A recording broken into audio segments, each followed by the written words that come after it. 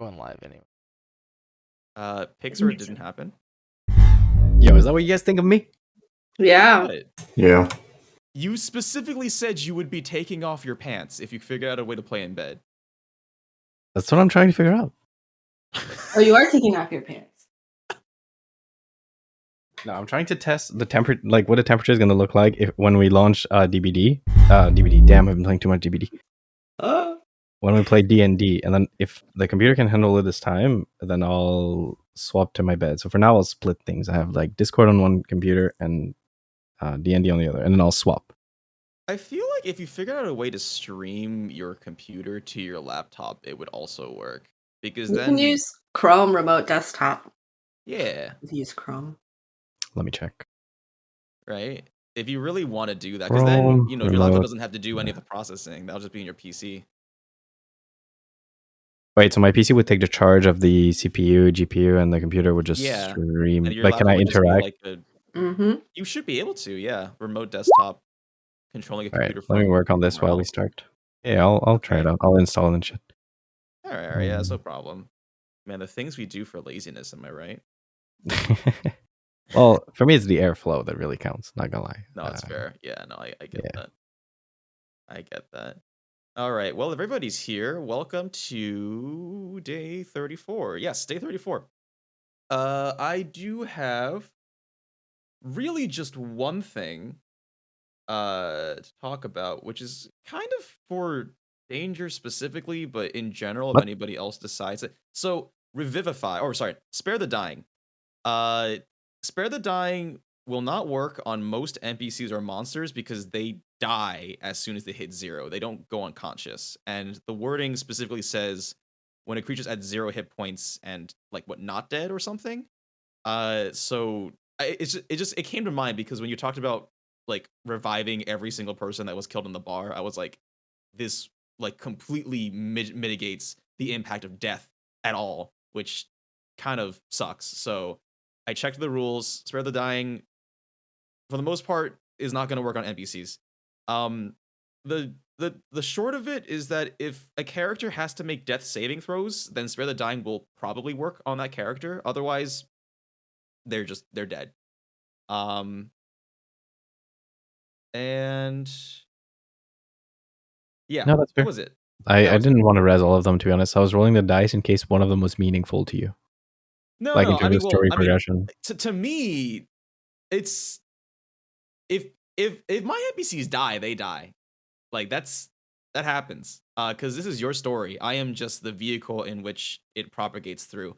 Admittedly, I think I was having a hard time at the beginning of last week because I literally didn't know what to do because you guys just straight up took the train and ripped it off the rails, and I was just like, I have no idea what's going on. But which, by the way, I hope nobody felt bad because I do want to enable chaos. It's just I think it's hard for me to keep up when everybody's just like I don't know. It's like it just gets worse and worse, and it's like I don't know what I'm doing. Okay, anyways, without further ado, here is the intro and enjoy. Previously on Ballers and Bagpipes. I'm gonna cast something. Do you have any wheels and steel? She turns Miss to you Fire and Lady? she turns to Tap you her and head she away. says, "One moment." And she okay. On what? I don't know, her, the woman. What? Okay. Eragon, you destroy the entire bar. You probably killed everybody in there. They're holding one of ours hostage. It's Mithrissa. We found where she is. What? I have no idea what the situation is. This is your escape plan? To say that I needed rescue would imply that I was in trouble in the first place. And as she says this, Odin... I'm gonna take my torch and I'm gonna light the bottom of the bonfire. Fine, have it your fucking way. It is time. Staring down at you is an astral projection of Eridol, as just a bunch of like hellspawn flood out. From the direction of Kars, you see the volcano erupt and a draconic roar echoes throughout the land. A pained roar. Kiavror is in trouble, as well as the city of Kars. Tonight, someone flies, someone lies, someone dies, and someone cries. It's Ballers and Bagpipes.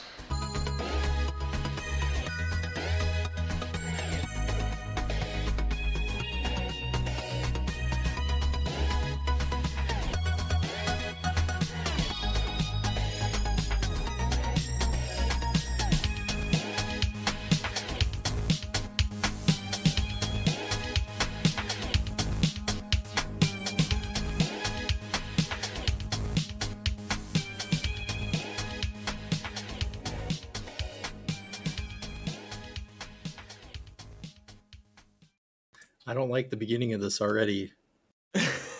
I'm gonna be the one crying at the end of this song.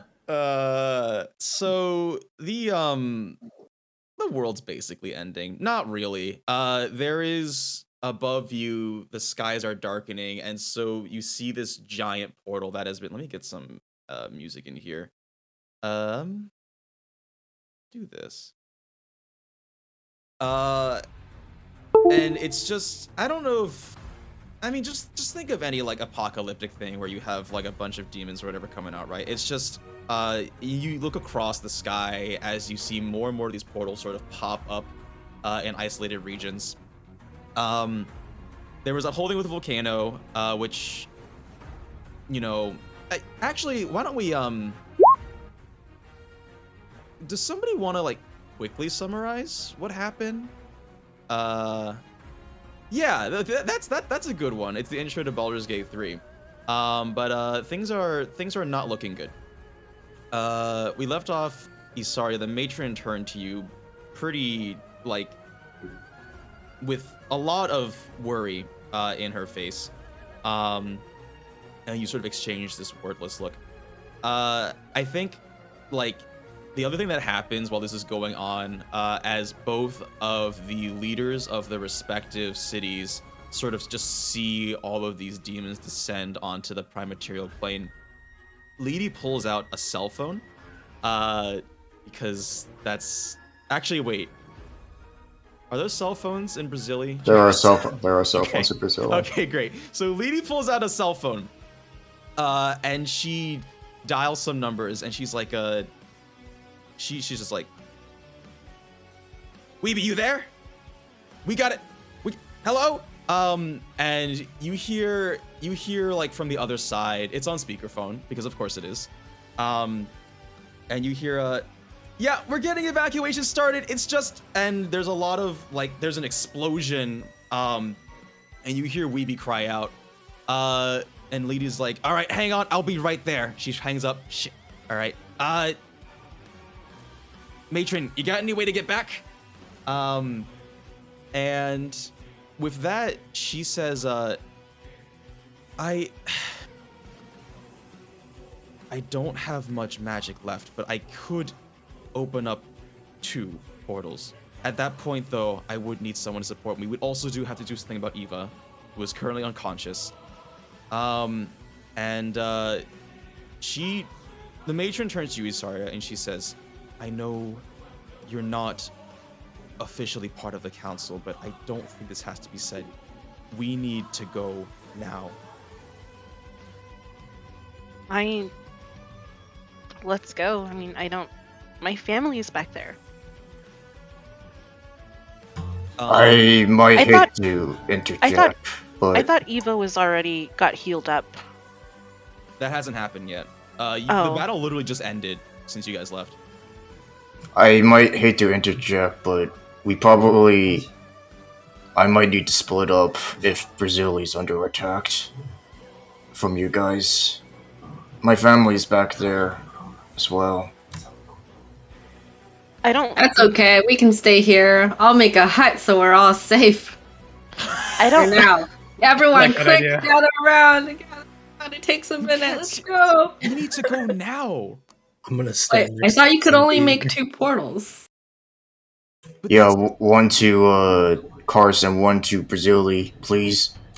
Oh, I thought you meant like you could only portal 2 people. No. We're not strong if we split up. If we do one at a time, we can. We don't have much time to be discussing this. If we come up with something, we need to figure this out now. Rock, paper, scissors, go! Okay. Flip a coin. Orza walks up to you, Wheelie, and she says, I'm going to. Back to Brazili. Yeah, what if we convince, like, the Shazdrag army to split up between each other? If we all go up as, like, 2 groups rather than having us all split up, we might have... I think they're busy defending their town from going to all shit right now. Why don't we all go to one town, and then we all go to the other town?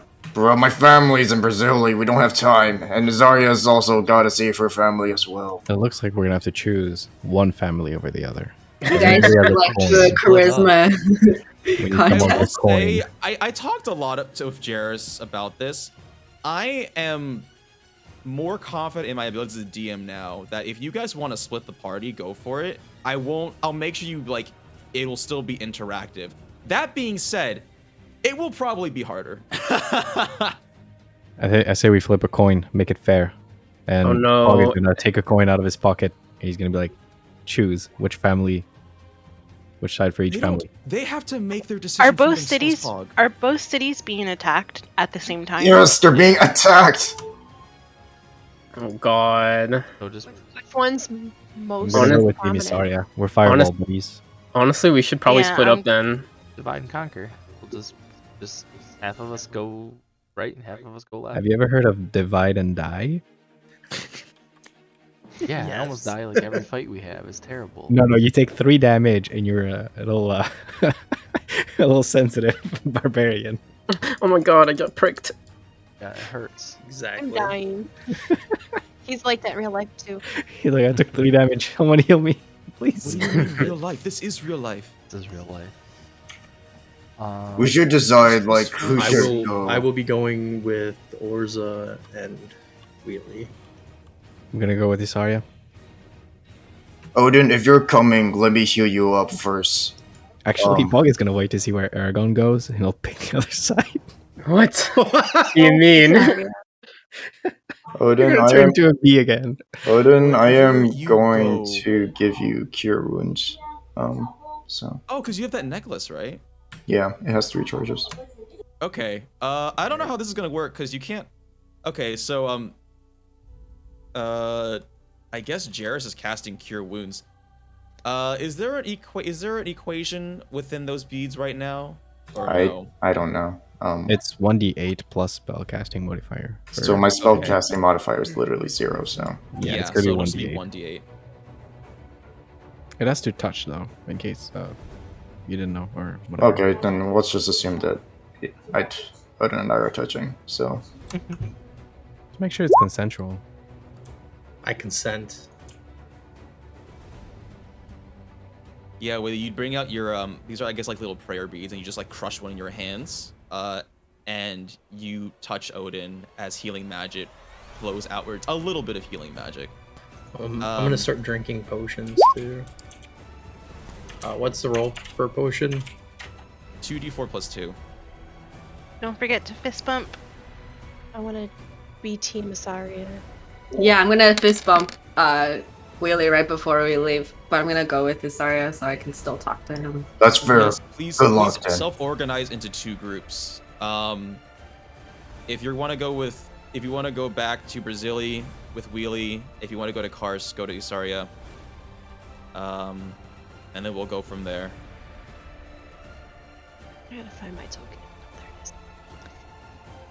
I know there's so Y'all, many things on there. I am very picky, or I am undecisive as a person. Well, it's thankfully you're not a person, you're a Plesiosaurus. So, I'm very undecisive as a plesiosaurus. Ah, dang it. Come on, man. So just roll a 1d10. If you roll under 5, then you go. I don't know, whatever you pick, and then if you roll above that, then you go the other one. Nah, come with us. You take a lot of damage. You will need a healer. Yeah, I'll go with Team Billy. Eragon, you could go right over there. Alright, looks like I'm here. I'm saying you can split up with Groot too. You can send Groot in one. Oh yeah, honestly, Groot, go with them. Alright, Groot roars, and he stomps on over. Where are you going, Eragon? Wait, so is there 4 people here already on this side? So then I go on this side then. Alright. Okay. Alright, yeah, we got the... Never mind. I'm not gonna comment about team composition. It is what it is. Alright. Yeah, one side. As once everybody's organized, the matron says, alright.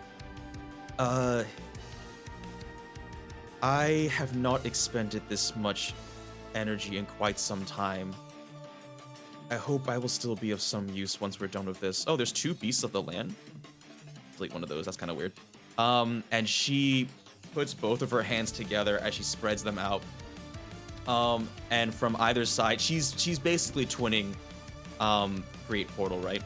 And she opens up 2 entrances. One is going to be to the front entrance of Brasilia, and as you look through, you can already start to see destruction raining down on the city. Wheelie, I think something that may put a little bit of comfort in you is that it looks like that people are starting to evacuate if they have not already done so.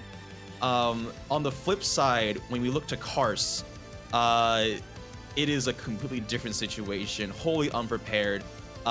Things are real bad, but these 2 portals open up and you guys move through. And jump in, don't even care. She turns around, she's like, "Don't die out there!"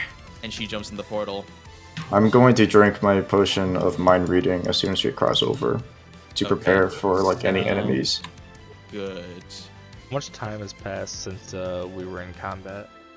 Not at least a minute, but things that last for an hour, just consider full duration. So things that are an hour, it's fine. If it's a minute, then more than a minute. Yeah, because I saw that potion active then, right? Yes, your potion of oh, I have that written down. Yes, your potion will be active for the next hour. Okay. Oh, so my gauntlets are still active then. Okay. Yeah, I assume you didn't sheath your weapons anyways. Pretty tense situation.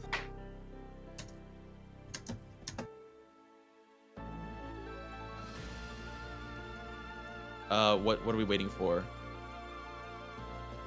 Oh, I'm not waiting. No, I'm just saying. Ganondorf's like team fighter. I'm like, well, I always forget when you're in your dinosaur thing that you can build.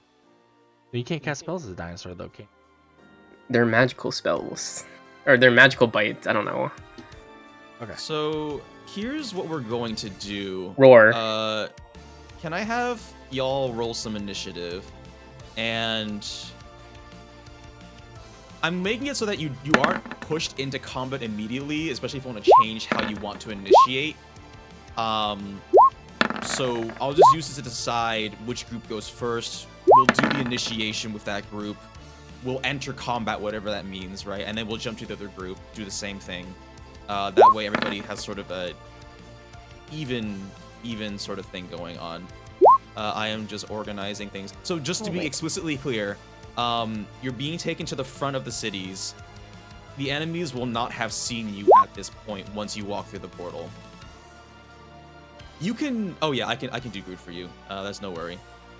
I also need to roll for some of the NPCs. So... Then in cars we have... Are we still gonna have... Freaking rigged. Pets or summons go on our turns if we're splitting up the pets and the summons? No, they will have to do their own initiatives. Eragon, do you have the Brontosaurus stat block pulled up right now? What's their initiative modifier? Oh, hold on. Let me bring that up. Thank you. Eva is unconscious and she is currently being carried by Gwindor. Just to be very clear about that. I give her health potion? She's not at 0 health. She's been knocked unconscious because of the drone of those big bugs you guys fought last week. So I'm just gonna shake her really hard. She does not wake up. Speaking of big bugs, Clog, you got anything to restore my max hit points to my previous? Depends. Do you have money? You know, screw you. I'll heal Flinty, I don't care. I don't know how much time we have though. You can certainly try casting Dispel Magic. I think as you do that, the matron says, nothing other than a greater restoration spell is going to fix whatever Flinty has. Oh, that's when the DM allows me to level up, so... Oh, you don't have any greater restoration spells? Feels bad. No, it's not an option. I'll just hide in my hut and play music. It's fine. Wait, I can't find the initiative. Wait, so who do I need to heal? It'll just be its dex. Eva is It's not a unconscious. specific thing. Oh, it's a dex. Okay, okay. Oh, No, that Eva's makes sense. unconscious? Mhm. Oh, With a Um, greater restoration spell to get her So dex is out of 9. into I consciousness. don't have that. What's I the don't know. modifier? -1. -1? Okay. Yeah. Pog, you want to throw a heal my way by chance? I'm gonna have to touch you. Odin, do you have any healing potions? I have 2 remaining. I ate 3 already. Yeah, I'll give, give- I'll I give just don't know you- how much time do we have before we teleport? Because I can cast a spell to heal everybody, but I don't know how much time we have. That's unclear to me. Like from what I can see, we're like in a How rush fast and is people your opening spell? portal. It's 10 minutes if I'm channeling, but if I can heal 10 people quickly, minutes? Oh my yeah, god. the big channel heal is 10 minutes. Yeah. Never mind. I don't think we have It's enough cool, time. man. You know I'll what? drink one of my healing potions. You know what, Odin? Take one of my healing potions.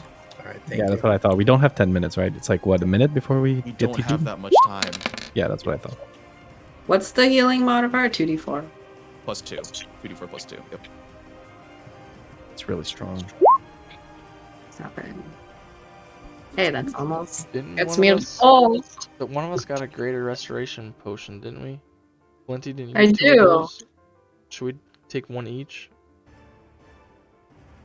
Sure, you guys can have one of those. Odin, Other hold group. on to that one.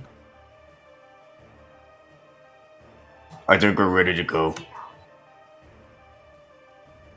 Well, the ports are open. Do I see any enemies? Let me give it a sec. So right, first up is gonna be, oh, would you look at that wheelie and you saw your roll top? That's oddly convenient. Yes. Doesn't that only last for a minute though? Hog? Well, how long has it been? It's been more than a minute. Things that I are think it's longer 10 than a minute minutes. have been... Okay, then that's fine. Oh, yeah. That's fine, I that's don't fine. know. Yeah. Yeah, it can come with you. I thought it was only a minute. It might be. I'll check while we do this, and I'll delete it if it's 1 minute. It's just been a while since I've read this. But Right. So 1 minute. you guys enter, you guys port to the, yeah, let me just ignore the map for now. I'm gonna get my face cam over here.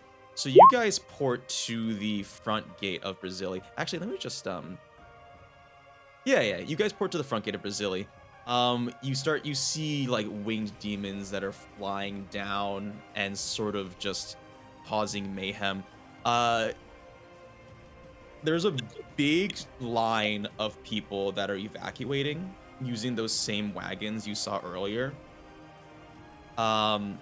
It's pretty much just like the entire populace for the most part.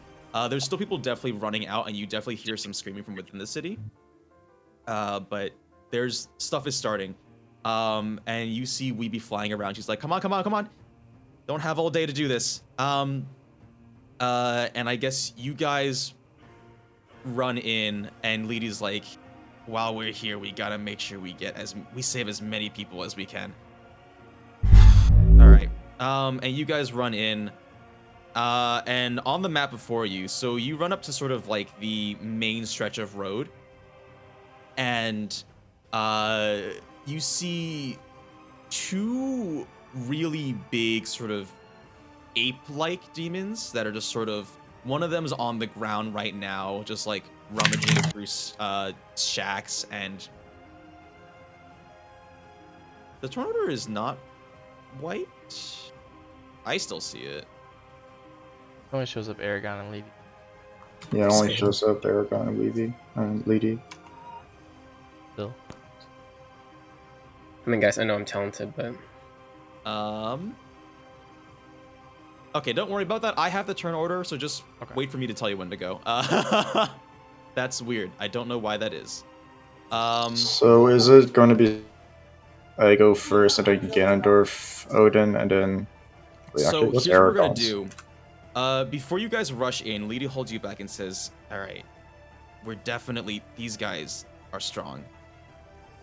Got a plan for any of this? Are we just, because I'm all for rushing in, but that seems like a terrible idea right now.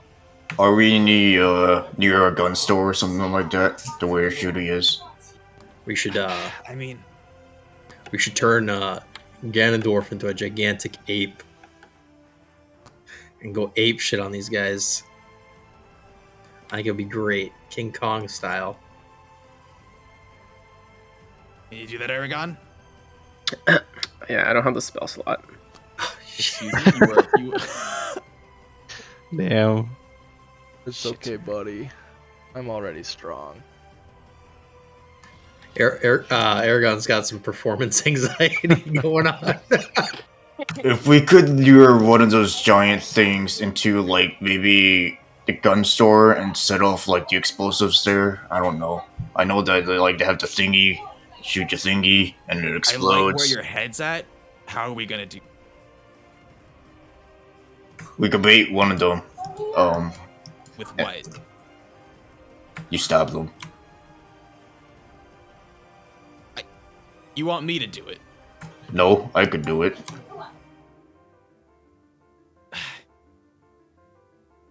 She puts a hand on your shoulder. Don't get yourself killed. And she runs into the gun store.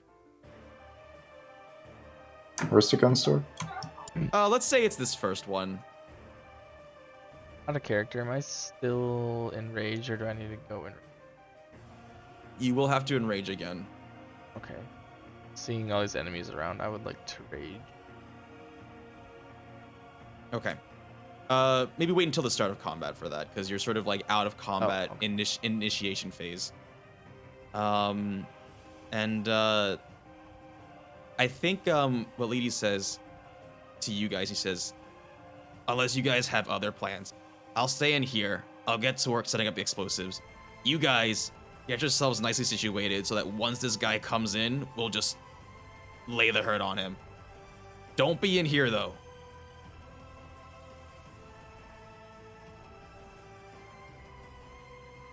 I'm going to.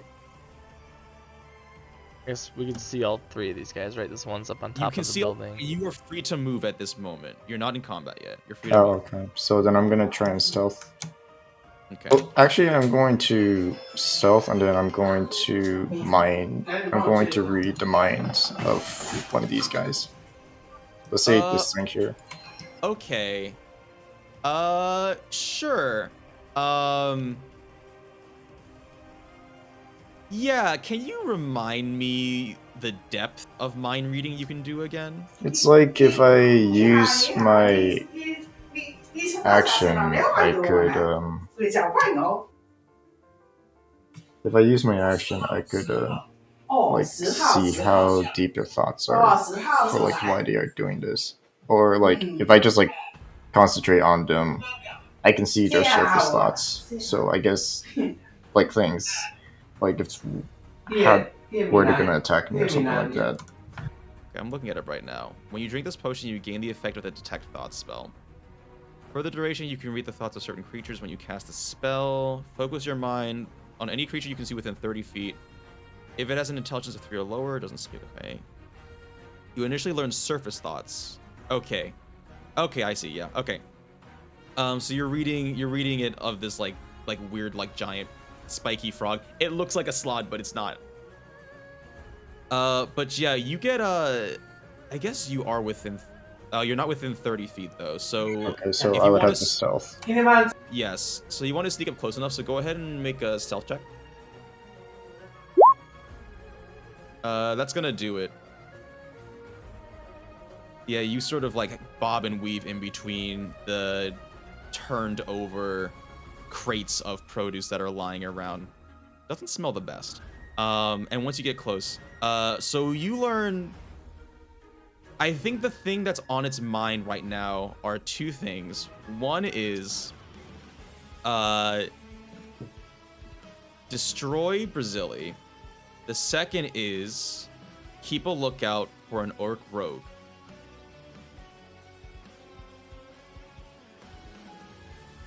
Those are the two surface thoughts.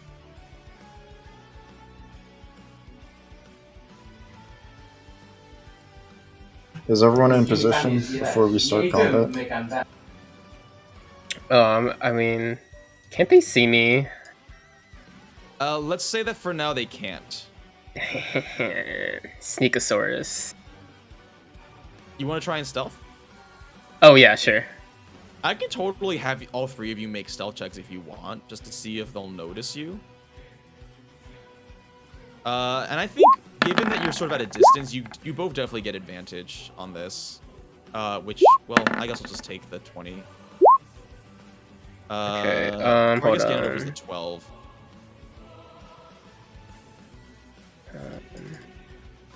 12. How do I do a stealth check? It would just be dexterity. There's not a specific skill associated with it. Okay, I have +4 on stealth. Apparently. But you're a Plesiosaurus though, right? Yeah, I'm using the Plesiosaurus. Oh, you have +4. Okay, you have +4. Well, all right. Eragon, why don't you go ahead and hide?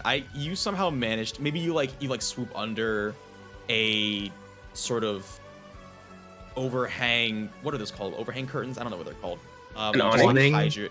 Yeah, there you go. Thank you. An awning. Like one that's fell down, and you just sort of hide your body under there. Ganondorf, are you just like hiding behind a building? So there's this little I don't know, thing popping up off the side of it. I was kind of poking behind it. Okay. And that Odin's kind of just with Ganondorf. I think he's underneath that corner of the tent. It looks like to me. Okay, sounds good. Right. So you guys have set up your initiation positions. Remember what you're going to do, because I'm going to move to the other group. Before I move on, I do want to say, Ganondorf,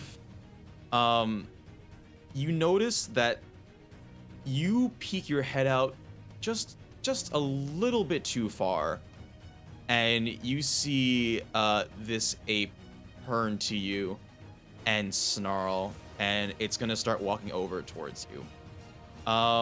So with that being said, I'm gonna move back to Parse. And you guys are ported basically outside the front gates, and there's a bunch of people running out and screaming. And the matron is the first to start moving inwards, and she flies through the front gates. I assume you all run up as well?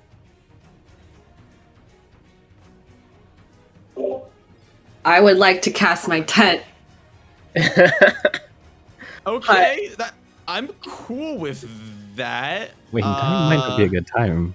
What? What? You think it's not a good time? Well, it takes a minute, so I don't need to do it before combat, you know? So we all go into outside. You are currently outside the gates of Kars. I think it would be more accurate to say, so not in this map. It'd be more accurate to say you guys are like out here. So what you're telling us is that we can go in the tent, bond as a group, and then come out later when everything is burned out and just kill whatever's left. Can we find a cart? Can I put a tent on the cart again? Is there a cart? Cool. I think not one around you at the moment. Well, maybe we sneak in where the enemies are, and I'll drop my tent, my hut, near them. The matron has flown way past you. I think at this point, Gwyndor carrying Eva has also. They've already flown like into the center of the city. Also, these guys should just be hidden. They're pulling at Leroy Jenkins. Okay.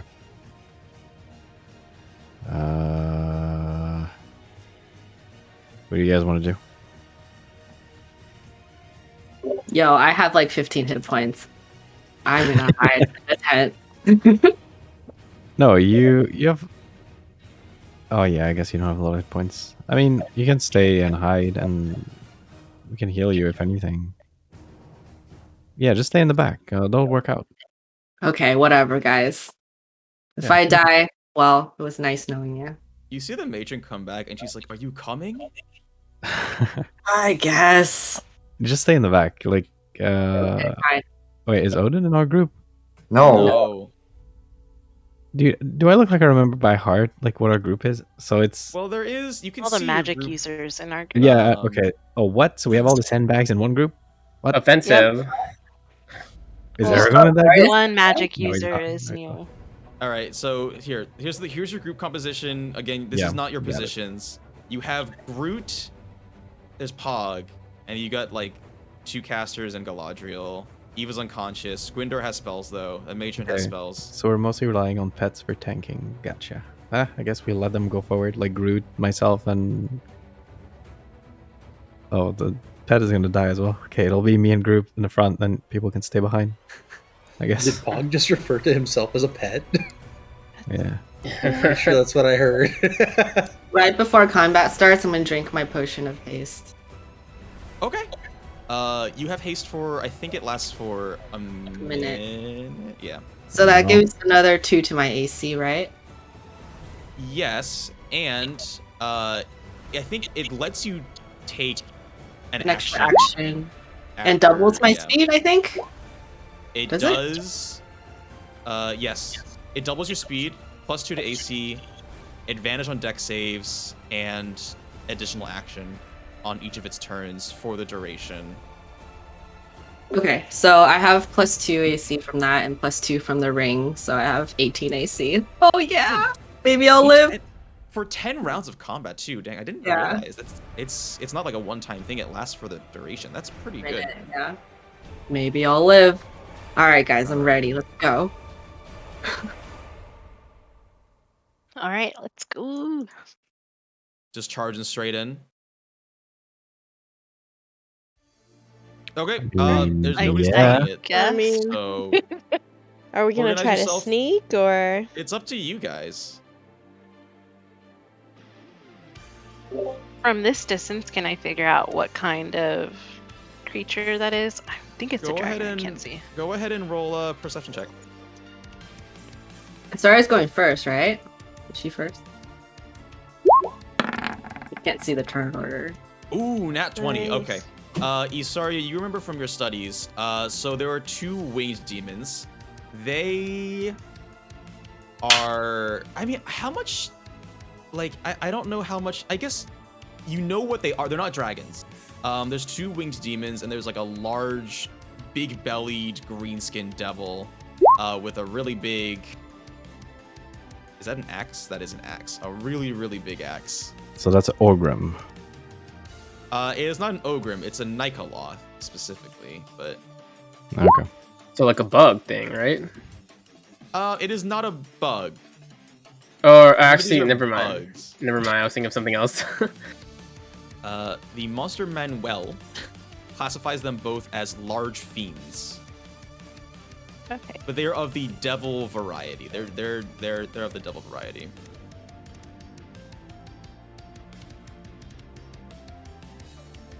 So go ahead and organize yourselves into whatever formation you want, and then that's when we're gonna like start initiative proper. I'm hanging out in the back. Ish. I don't have control of Groot. Oh Anyway. no! What have I done? Can I edit this man? Why can't I? What's going on here? Controlled by Air. Nope, your name's not Eragon. Your name's Ryan. There we go. Oh, nice. Thank you. Yep. The 2 dragons or flying creatures on tops of the roof, are they visible or? They are visible. Okay. Everything that's visible is visible at the moment. And the guy that has the axe, he's on the ground? Yes. Okay.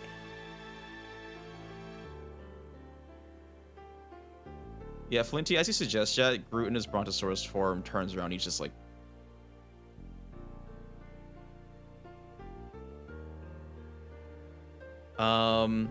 but I guess we're going with this. Okay, so we're starting with Wheelie. Wheelie, you are currently stealth. They do not notice you. But you did notice that this ape-like being is starting to make a move for Ganondorf. So you were up first. Okay, then I'm gonna do my original plan and like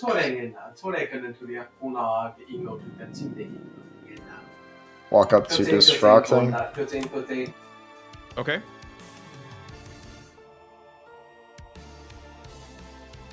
And then I'm gonna stab it with the dagger of venom while it's active for 1 minute. Yeah, sure. Go ahead, add any relevant sneak attacks, all that stuff. Get advantage.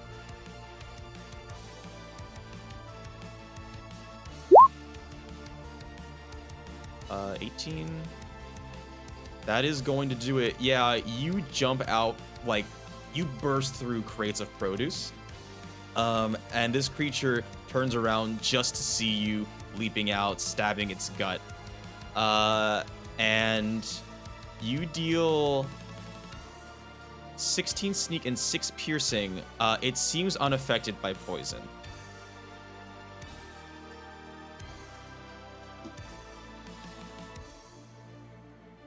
Okay, well then I am going to sneak back into position.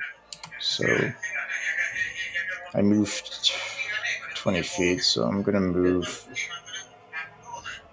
10 feet here, and then I'm gonna stealth. That's my bonus action. Yeah, go ahead.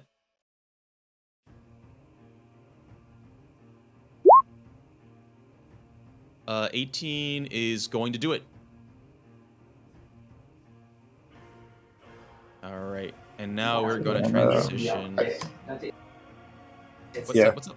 Yeah, that's it. All right. Next up then is Isarya. Hey. I think since you guys are just charging straight forward, at this point, all 3 of them would have noticed you. Okay. I am gonna test the waters and firebolt this guy. Okay.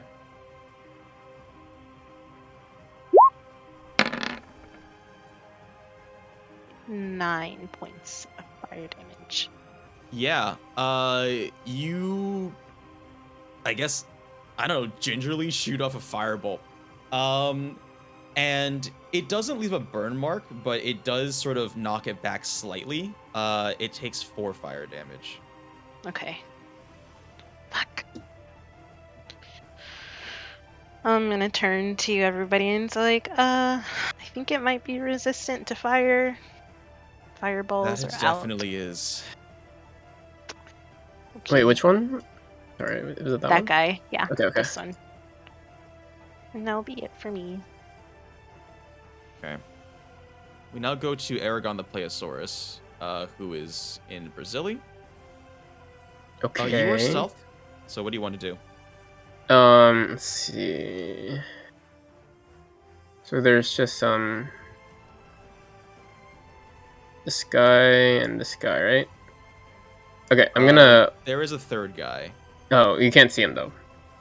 Can we? Oh, lol. Okay, I'm gonna fly to this guy, right here, and I'm gonna bite him. Yeah, like I want to say because you stealth, you just fly out with alarming speed. So go ahead and give yourself advantage. Oh shit. Okay. Nice. I forgot you were flying.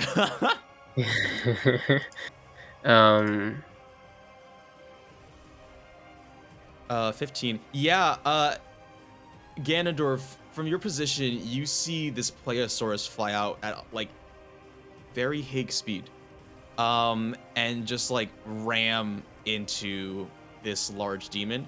And as you bite down on its arm, you aren't able to break its thick skin, and it sort of like swings you around. So you're facing. You almost slam into the roof, but you manage to regain your control just before you are met with tile. And you seem though to have taken its focus off of Ganondorf. Okay, nice.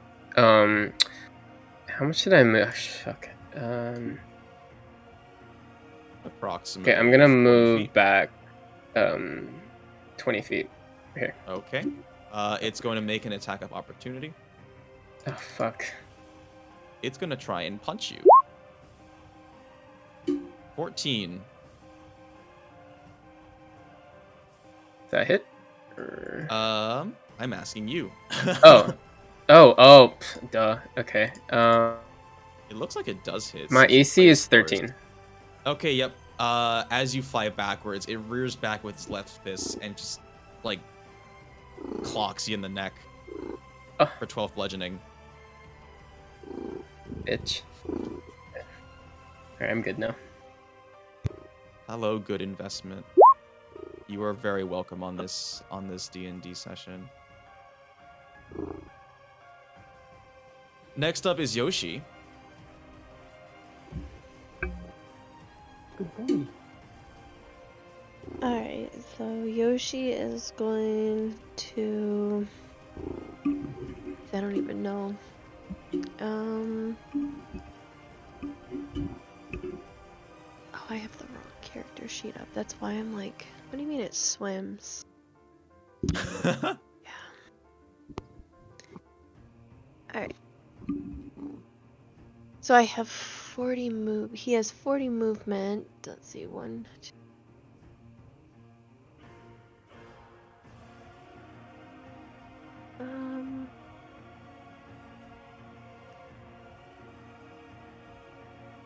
Oops. Sorry, I wasn't prepared. I didn't think he was up in the turn order yet.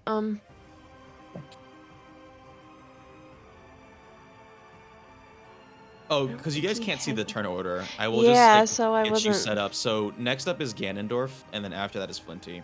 Can't you just post the image? I can.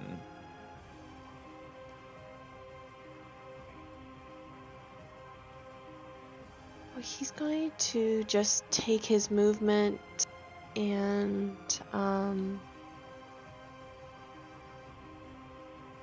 use his full min. Can he use movement and dash, or just movement? Dashing is an action. So yes, you can move and then dash to move your speed again. Okay.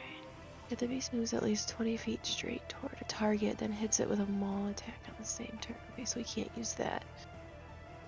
Okay, so then he is going to...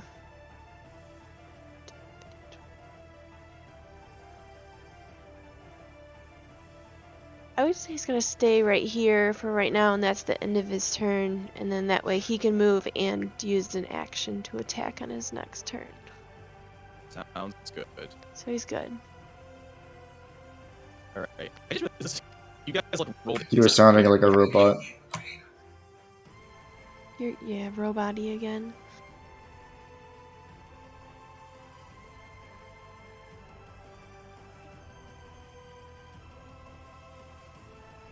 Hello? Yes, that's fine. You're good. Okay. I just realized I'll do this after we get back to the top. I should group you up by if you're in Brasilia or if you're in Pars, because jumping back and forth might be disorienting. Yep. I will do this. Okay, here's what we're gonna do. So Ganondorf, it's your turn. During your turn, I'm just gonna arrange people by where they are. Okay. Then I am going to move up to big guy here in the middle. Okay.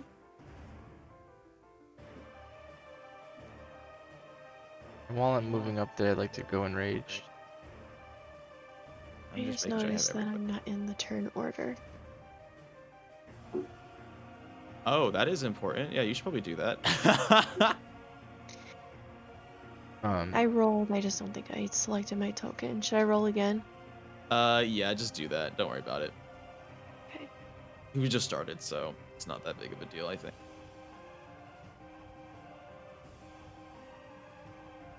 I'm going to recklessly attack with the Sword of Sharpness.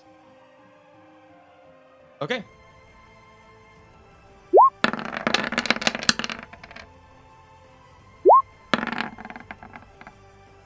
All right, you got a. I will get you in there. You are. So you'll go there. Okay. All right, then I'll use my extra attack and do it again. Yep, that is. Let's see. So for 13 damage first. Yes, that is going to do it. 13 and then 12. You run up to this creature which snarls at you as you run up, and as you run, you vaguely hear Lady yell, "What happened to the plan?" But you run up and 2 really quick slashes with your Sword of Sharpness into this creature's abdomen. Full damage. Nice. Okay. And that is going to be the end of my turn. Okay. I believe we organized it so that everybody within one section goes at once. So. Well, I It'll guess be Odin's turn you next. guys hold on. Let me just check this. I need to move Wheelie and Eragon, and because they're already. Okay, this makes sense to me. I guess Yoshi and Isarya should actually be first within cars, but they already went. I'll figure this out. Or whatever. Yeah, next up is Odin. Alright, well, I'm just going to follow Ganondorf's lead. I'm going to kind of do a walking, firing thing with my bow. So I'm going to move up, kind of strafe across, and use my bow to attack the frog guy.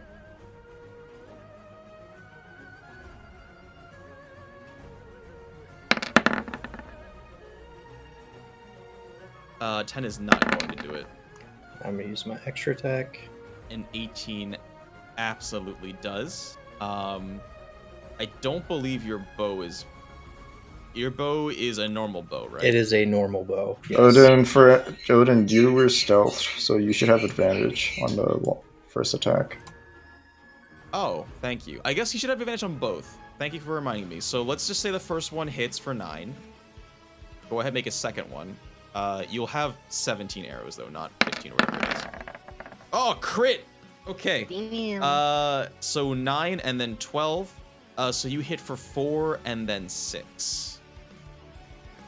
As you very quickly pelt this demon with 2 arrows. And it just sort of... It definitely seems confused. You guys took it by surprise as you just sort of jumped out of nowhere. It's at the end of your turn. Yes, that'll be the end of my turn. Okay. So it is the big demon's turn, the guys you just attacked. And he yells something in a demonic language. But you hear him say orc. And the 2 apes sort of nod and seem to be searching for something. It is going to...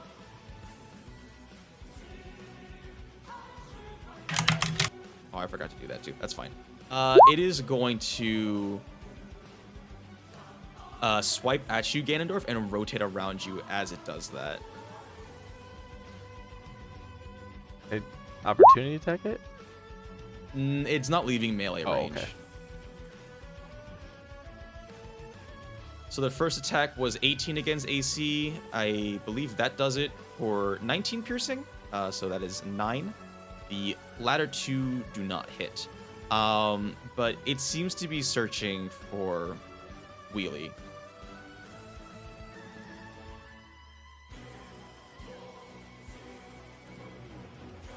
That is the end of its turn. Next up are the 2 apes. The bottom one is going to, I think, just like leap onto this building and start clawing its way up it. And it is going to make a perception check.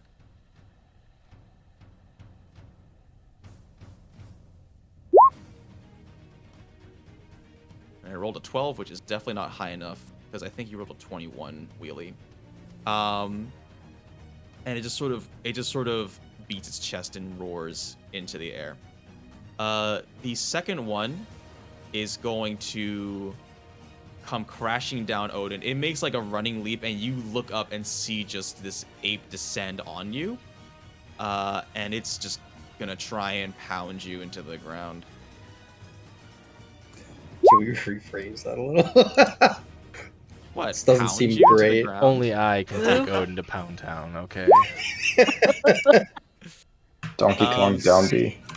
So its first attack does not hit, but its slams do hit you for 6 and 6 bludgeoning.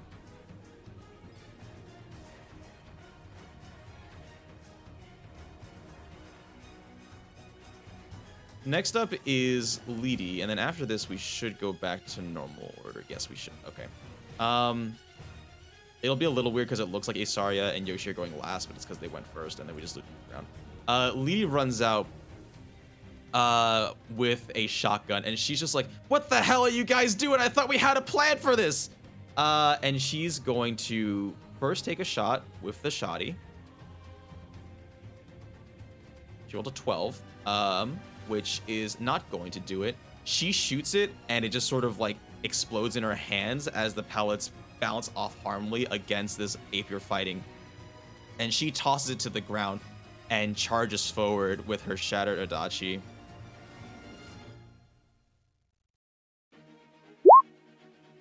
Oops, she does not have advantage. But she rolled a crit. All right. For 22 slashing. Dang, that's good. Yeah, I'll save that for later. And she turns to you. She's like, "You good, Odin?" I'm fine. It's just a flesh wound. All right. Flinty, it is your turn. Okay, from here, can I see what these other gray things look like? Make a perception check. Perception? Well, I guess they looked winged. You know that much. Okay. They're not like gargoyles, they're actually fleshy. Yes, you know that much. Okay, cool. I'm gonna use my bonus action to give everyone my mantle of inspiration. So Isarya, Hildorf, and Galadriel, you all get 8 temporary hit points, and you can move if you would like. Do they stack, or do I just? Wait, how 8? much movement I had do I get? 8 from before. Oh, yeah, they should stack. I don't know if you They still would have. stack. Yes, temporary hit points stack on top of each other. What? No. There's no way. There's no way. What? There's no way. Temporary hit points don't stack. There's no way. I'm sure about that. I remember a time when I was a kid, and we searched that shit for a long time because someone was playing a broken class that has a lot of shields that stack, and it was ridiculous. We were getting like 18 hit points every turn. You're right. Yes. Yeah, there's no way. I played that shit before. When you gain temporary hit points, you cannot gain more. If you do end up gaining, you take the larger of the two numbers. Precisely, yeah. So you can still cast like bonus hit points. So you can still gain points, but you cannot be like +8, +8, +8. Yeah. Okay, well, in that classes are broken with that, man. It's ridiculous. In that case, can I give it to? I guess I'll give it to Groot. I mean, we don't have any max points left. Personally, I lost them on the last fight, so I can still get +8. So it depends on how many people. Yeah, I'm good then. But yeah. So Galadriel still needs +8, and then Hildorf, and then I'll give it to Groot. So okay. And you guys can move if you would like.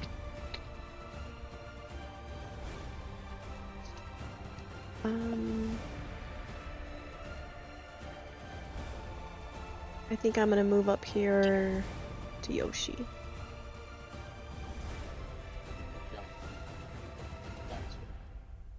Not underneath Groot.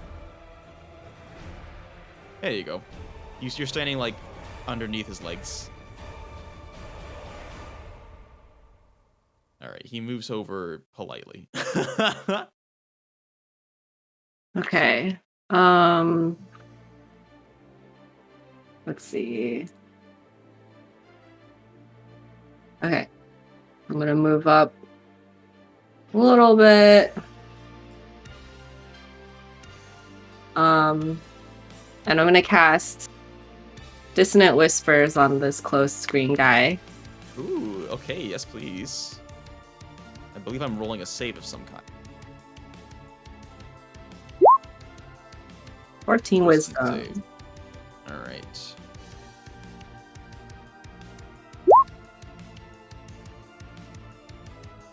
Okay, I rolled an 11. That is not gonna do it. I guess that means it has to move away from me, as far as. It's that's what that does. Okay, yes, it's gonna spend its next turn running away. It takes 10 psychic, and you appear very scary. You sound very scary. I don't really know how this spell manifests. I'm a little 15 health. No. Yeah. Oh, it's a reaction. Yeah, it's a reaction. Okay. To move as far as what is this guy's movement? All right. It looks terrified. It's like, and it starts flying into the air. It moves 60 feet away from Flinty. But as it flies away, let me just, I guess, yeah, okay, it's okay. As it flies away, it turns around belly up, and it yells something and points to Isarya.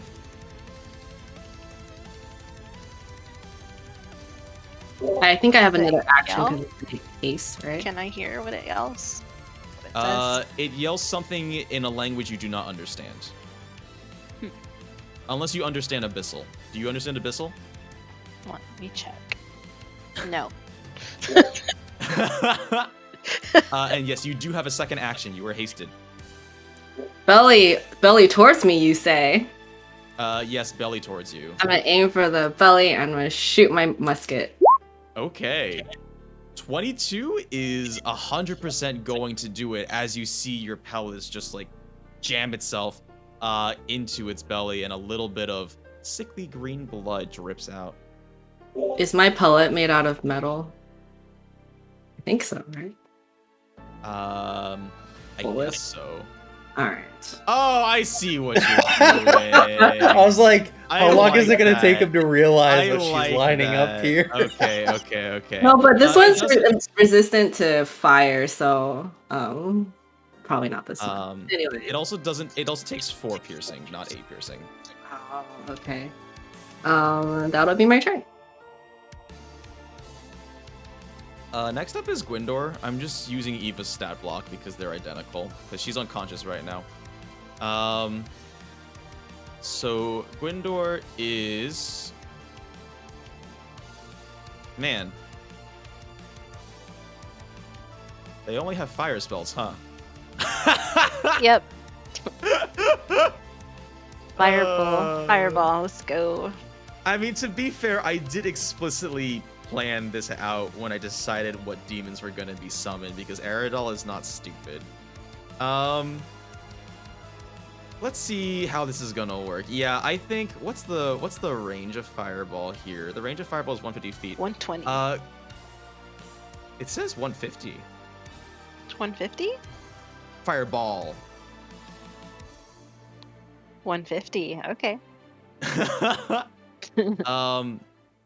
Gwendor's going to, I think, just sort of like group up with the rest of the group while carrying Eva.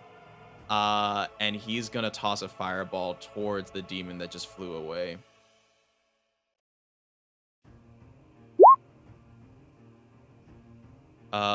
Who needs to make a dex save? I guess I'll have disadvantage, right? Because he's scared and running. Does he get the other guy too? Since it's sort of close. Yeah, I think he definitely will, because this demon is like flying and in the air. So I'll have them both make dex saves. The green guy gets disadvantage. He does not save. And the gray guy just gets normal. Oh, but he does have advantage on saving throws against spells. So I guess I'll just... Well... So Gwendor, as he's like holding Eva piggyback with one hand, runs over to Isarya, and as he's running over, looks over to his right and tosses a really quick fireball. And the green guy, since he failed his save, I guess takes the... Wait, how does this work? It's normally so it's not doubly halved. So he's gonna take 17 fire, singularly halved. And the flying Vrock is also going to take 17.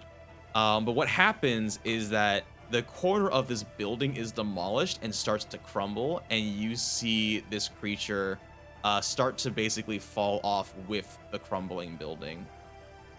Solved on its turn.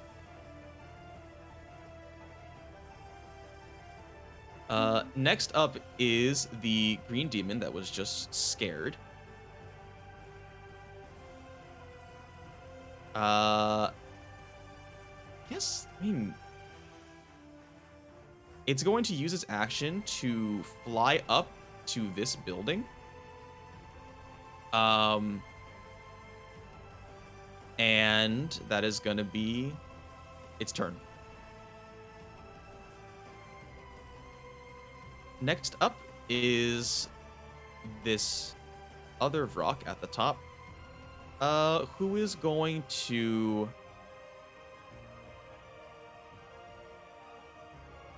I think it's going to fly over to... It's going to attempt to fly over to Isarya, so it does pass Groot, who I think can definitely make an attack of opportunity as it flies above. So if you want to go ahead and do that, Eragon. Okay, sweet. Wait, I don't even understand why. What's an attack of opportunity? When a creature enters and when a creature exits another creature's melee range, you can make an attack of opportunity as passing by, basically. It's why you got hit. Oh, okay. Well then, I'm gonna tail his ass. Yes. Which is +8 to hit, reach of 20. Okay. And then it's a... That hits. Okay, and then it's 68 plus 5. 68? Yeah. Hello? What? Hello. What? You can look. I believe you. What What the heck? All right. I mean, it's just hit. Yeah, go ahead and roll 68. I believe you. Just roll it. Okay, so hold on. So I just do 2 3s then, right? Yeah, you can do that. Plus 5. 33 damage. Yeah, 33 bludgeoning. Groot whips his tail into the air and slams it into this rock, who I think is gonna go crashing into the roof of the building, just north of you, stopping its flight. It takes 14 bludgeoning and not 28. Or I guess, sorry, not 16 bludgeoning and not 32. 33. Okay, sweet. Wait, no, that's something else. Never mind. Okay, never mind. That's gonna be the, and I guess, yeah, I mean, it used its turn to dash, but it got slammed. So I think it's just gonna do that, and you guys sort of see tile bling up from the impact. Next up is Groot. Okay, so Groot's gonna stomp this time. So it's +8 to hit, reach 20. And I will say I'm not sure how you're gonna stomp it when it's on the roof. Oh, okay, you're right. Also, thank you, Ganondorf. I will remember that the next time it's Eragon's turn. I will just tail his ass, I guess. Yeah, that works. I think your tail will reach. Okay. Because they have a long ass tail. Yeah. So it's Yeah. a D20. Fuck. Okay. Yeah, that's not gonna do it. Oh, bro. All right. Yep. I'm done. Groot's gone. Groot tries to double smash, but what you do end up doing is that you do end up destroying the foundation of that corner, and you start to see this creature slide down the roof. Nice. All right. It's Pog's turn.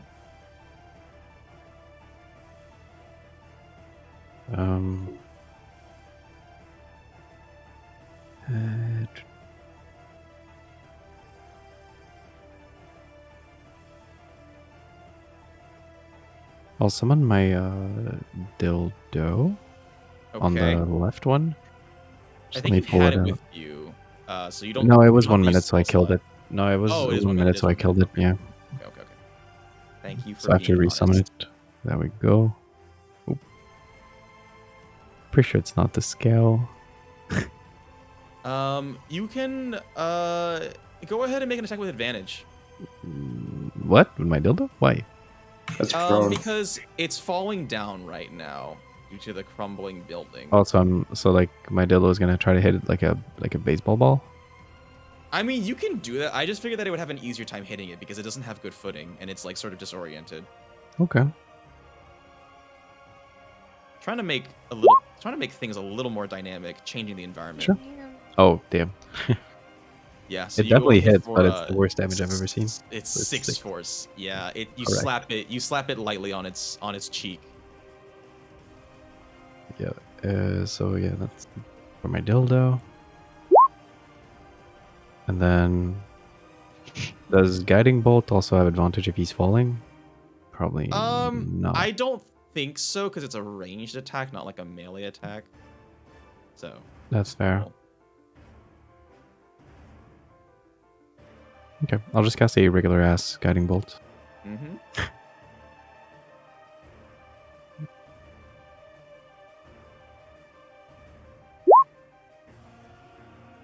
Oops.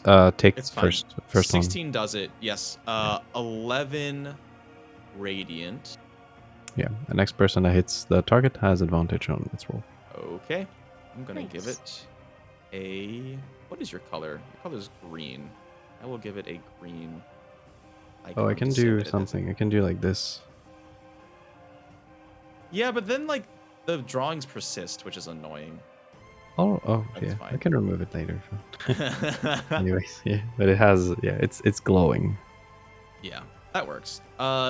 Next up is the matron, who has used up a lot of her spell slots. Yeah, she's used up a lot of her spell slots, actually. Dang, I'm looking at this, and it's like, where'd all your spell slots go, girl? Sorcery points, bish. Oh shoot, I don't know how to play Sorcerer. I forgot that's a thing they can do. Yeah, no, she totally has sorcery points, and you can use them to make, yeah. Thank you for reminding me. And by reminding, I mean teaching, because I don't know how to play characters, apparently. She is going to expend 7 sorcery points, cast a 5th level spell. She is going to fly up, and since she has advantage, I guess this is not a targeted thing, it's a dexterity save, but she's going to fly up and sort of like hover a little bit where Groot's head is, and you see an inky black tendril like hand shoot out from her chest. Inky black tendril. So 16 dex save.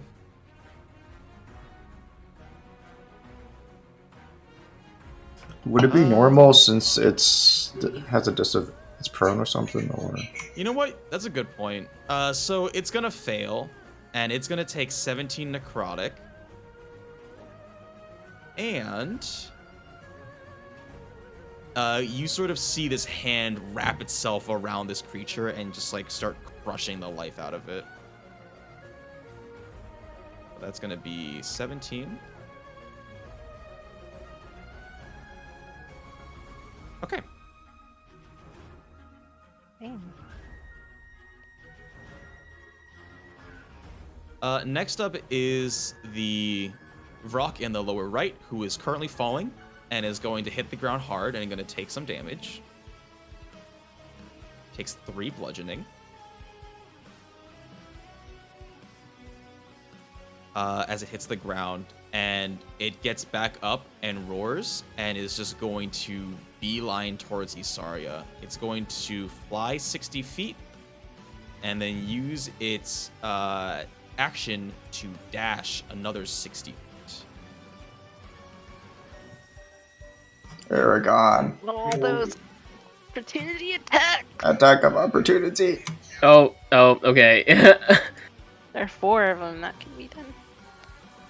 Okay, so I just attack him again, or I mean, Yeah, just roll any attack. It's Can flying, Yoshi do an so opportunity attack? all right. I think it's a little high up for Yoshi to do that, unfortunately. Unless, what's Yoshi's reach? 10 feet? Maybe. Let's give Yoshi disadvantage because he'd have to like jump pretty high. How 7. Is he still flying? Sorry. Yes, it's like flying through the air. What's your modifier, Eragon? What's the modifier? So you roll a 7 plus something, right?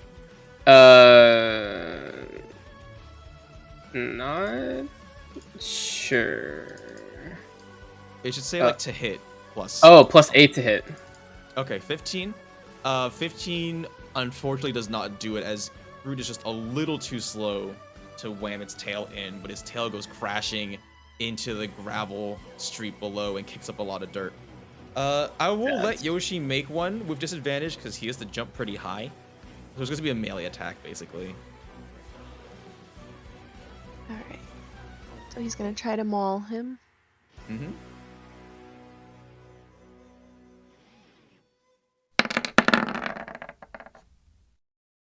Nice maul.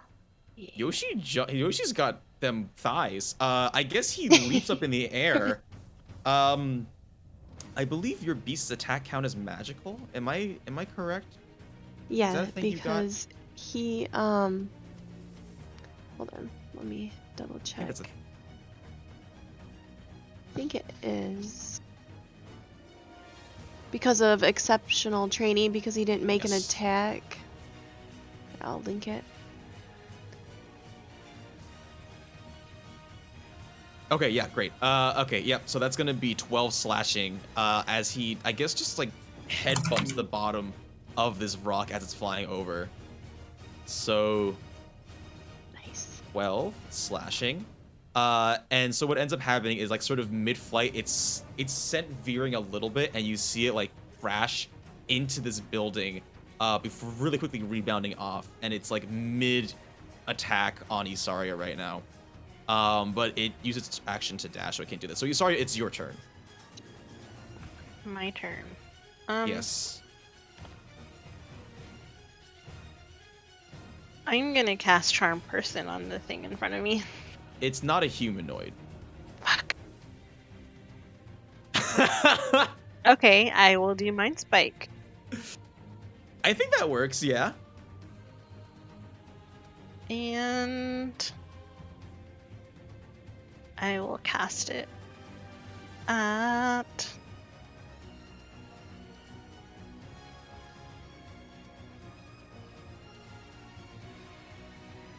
second level. Hachi Machi 17. Okay, so it has to roll a wisdom save, and it has advantage. That. Please don't make it. Please don't make it. Yes! All right. 17 psychic, and what happens here? On a failed save, you always know their location. Okay. 17 psychic damage is taken. You see it clutch its head. It seems to be suffering from a rather serious migraine. Yeah. And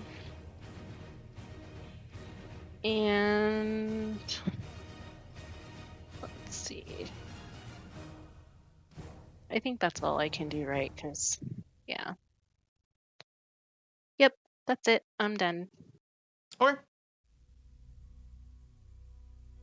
Next up is Yoshi. Okay, so Yoshi is going to attack this person. Please do.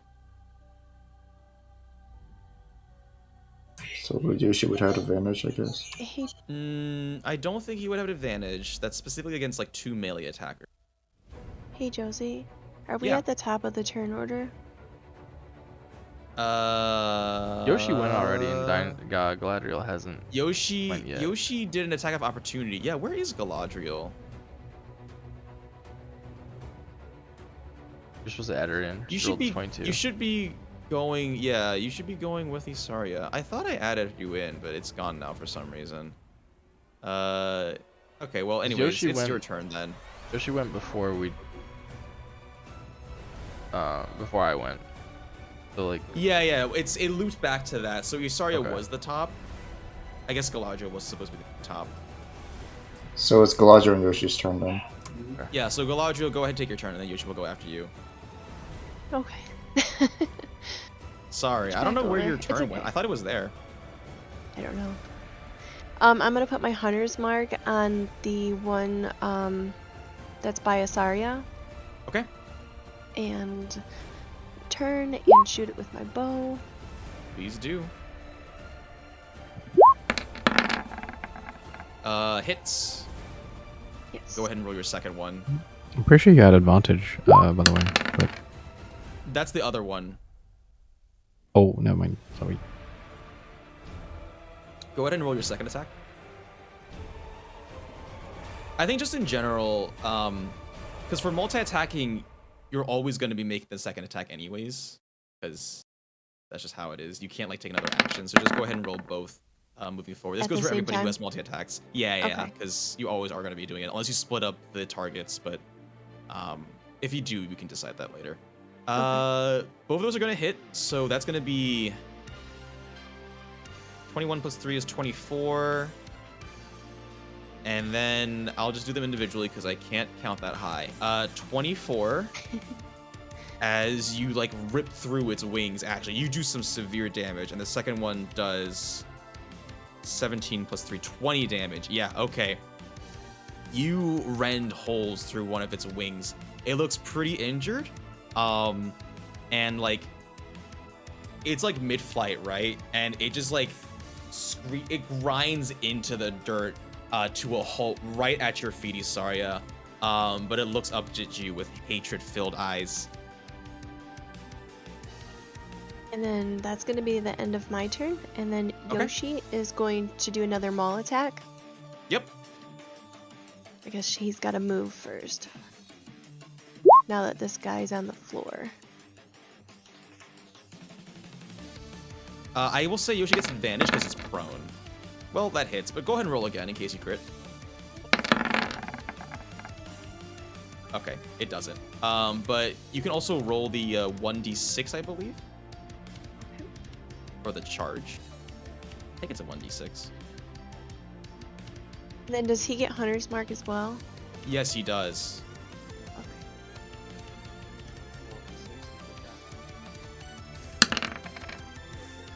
Are you using the Hunter's Mark I rolled before, or do you want me to roll it?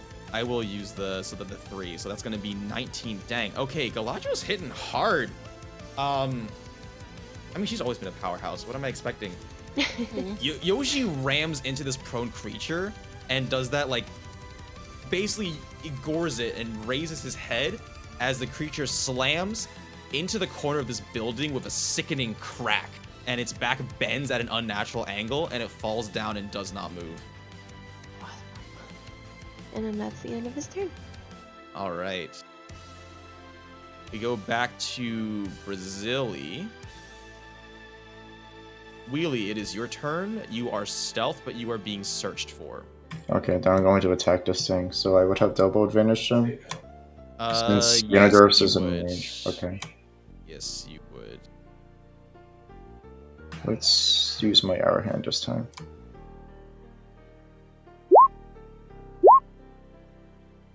Okay, that third one hits. For you have the same damage twice. That's kind of weird.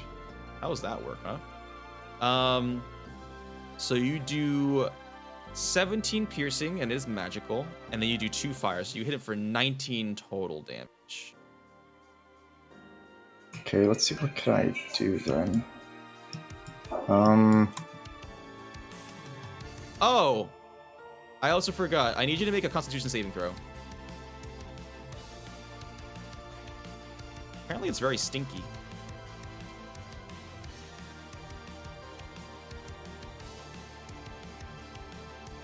Okay, you come out of stealth and you breathe in some of its musk, and it smells real bad, and you want to throw up.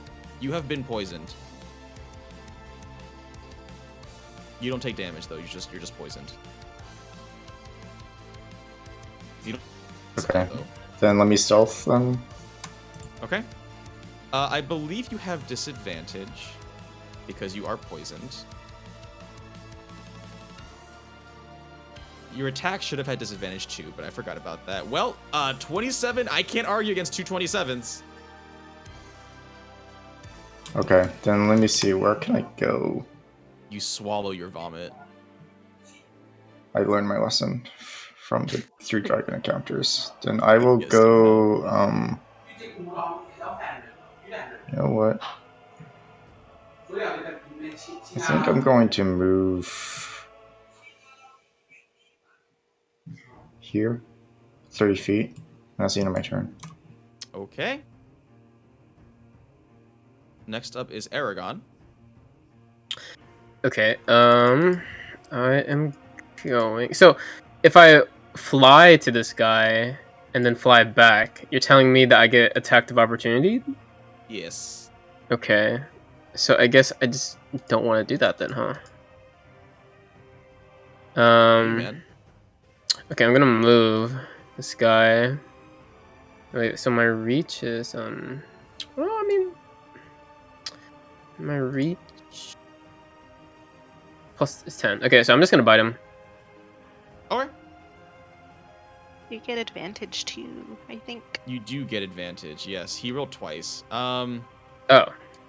12 does not do it though, unfortunately. Well. Alright, yep. I'll end my turn there. Yeah, you like reach down from the roof and just like take a little nibble of his hair, and now you've got hair in your mouth and it's gross. Ew. Next up is Ganondorf. I need you to make a Constitution saving throw.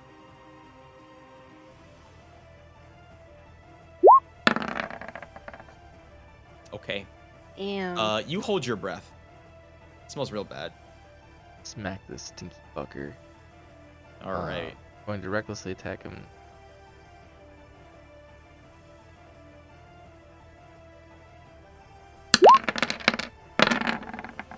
$17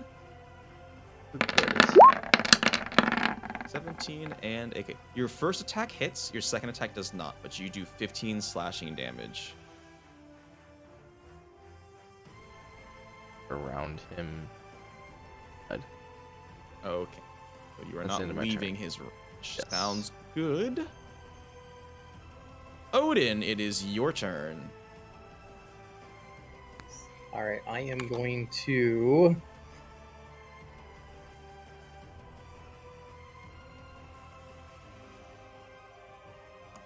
do the obvious thing and attack this monkey man. Advantage. Monkey.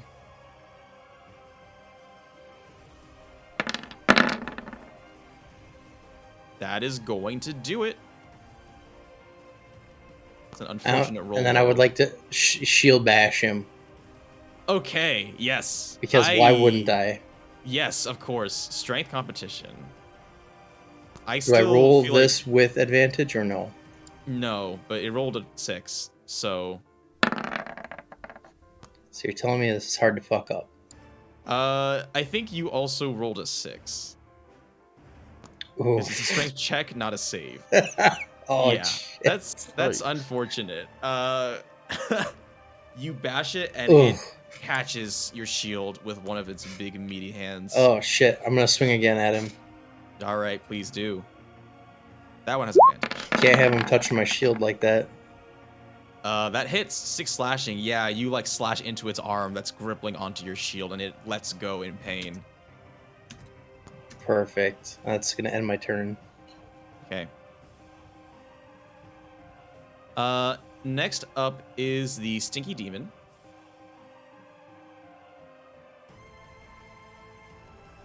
Who is going to roll a percentile die.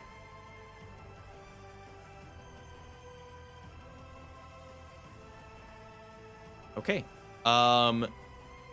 You see it howl and Ganondorf around you. Another portal opens up, and out from that portal comes a second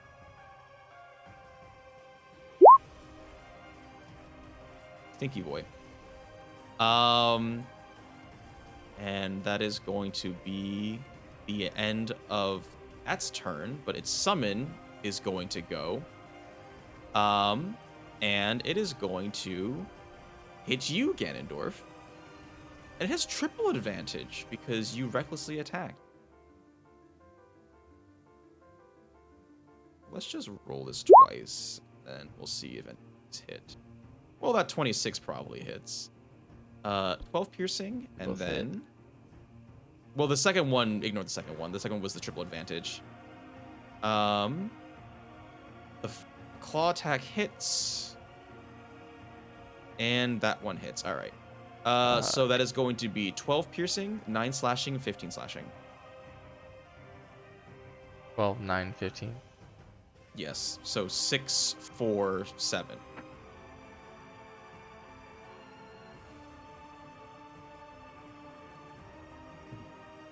Maths. Okay. Indeed, mass. Next up is going to be the ape on this roof, who's going to jump down to around where Wheelie is. Although I guess it doesn't know where you are. Yeah, so we'd have to search. Where was your last location? Around here, where I was attacking this your last location was distinct around demon. there. Okay, yeah, so it's not, it wouldn't, yeah, I don't want to metagame because it wouldn't make sense for it to know where you're going. Then I guess it's going to leap to the opposite building. 40 feet just barely makes it, and it's going to make a perception check.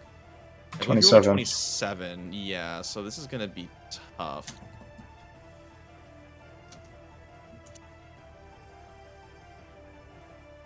Well, you know, now that I think about it, it literally can't roll a 27. It's like actually impossible with the stats. So in hindsight, that was silly, but I think that's what it would do. And it's just like looking, it's like sniffing the air, looking around. But it spends its turn looking for you and fails to do so. Eragon, you attacked this ape up here, right? Yes. Okay. I want to imagine as you're like retreating your neck back to the rooftops, it's gonna like it's gonna try to grab onto your neck and slam you into the ground. 22. Yeah, 22 hits. It grabs you by your neck and slams you precariously, like almost flattening Odin, but not quite. But it slams you into the middle of the streets. And then it's going to try and slam you again, and then it's gonna just like... So 17 hits for 11 bludgeoning, and then it's gonna like drag you and just like bite down on your face. For 11 piercing. But Eragon, it's like a freaking Godzilla versus King Kong thing going on in front of your face. Next up is Leedy, who is going to attack with advantage. 20 hits for 10 slashing, and then she gains a second attack. Okay, both of those hit for 24 total damage. And she is going to action surge and do it again.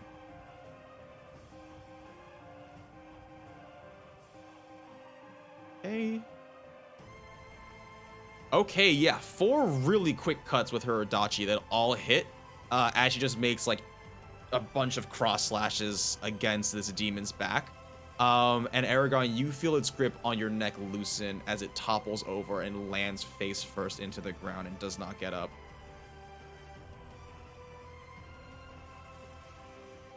Roar. And she is going to move up a little bit to Odin, and she turns around, she gives you a thumbs up as she hears you roar.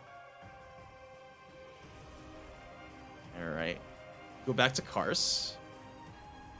Flinty, it is your turn. Wait, what happened to the one that was here? Did it die? Yes. Okay. Wow, what was that?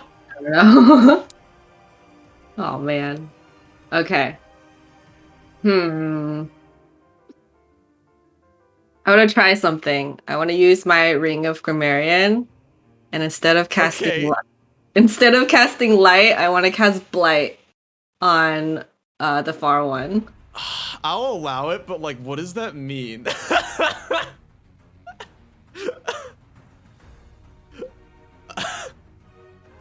Well, Wait, Blight, it says it's an 8d8 necrotic. Okay, well, okay, no, I don't think we can do that. Light's a You cantrip, said you right? said you allowed it. Too late. Too late. I didn't know it was a spell. No I didn't know it was a takesies, spell. No Baxi. takesies, Too late. backsies, that's right.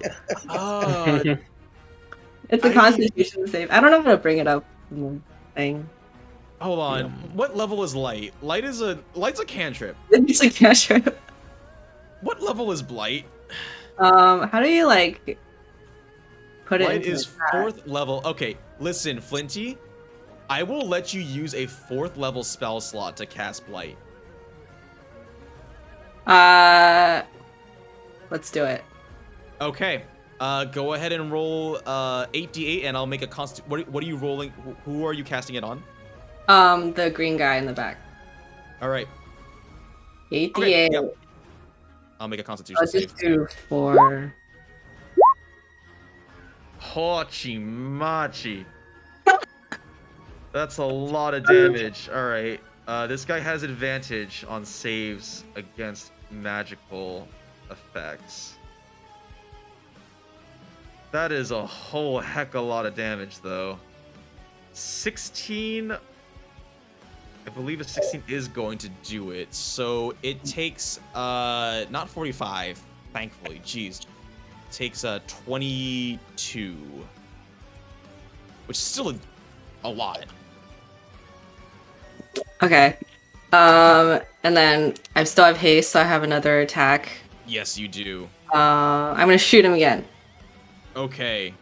Wait, how far am I away? Let's see. Oh, yeah, it's fine. Bam! That just barely does not do it, unfortunately. But you see, so Flinty, like, reaches out, and you guys see her cast a spell she definitely does not know how to cast. Actually, do you want to describe what Blight looks like? Because that's pretty awesome. I guess I raise my ring of the Grammarian. I'm like, yeah.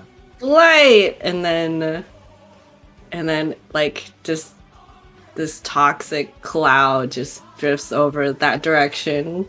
Like that. I think it was all my stored up diarrhea. Oh my god. No.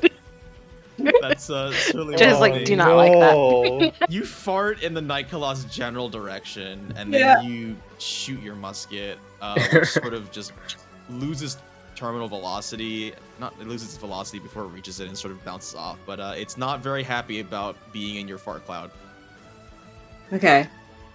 I will stay put. That'll be my turn. Okay. Next up is against Gwindor.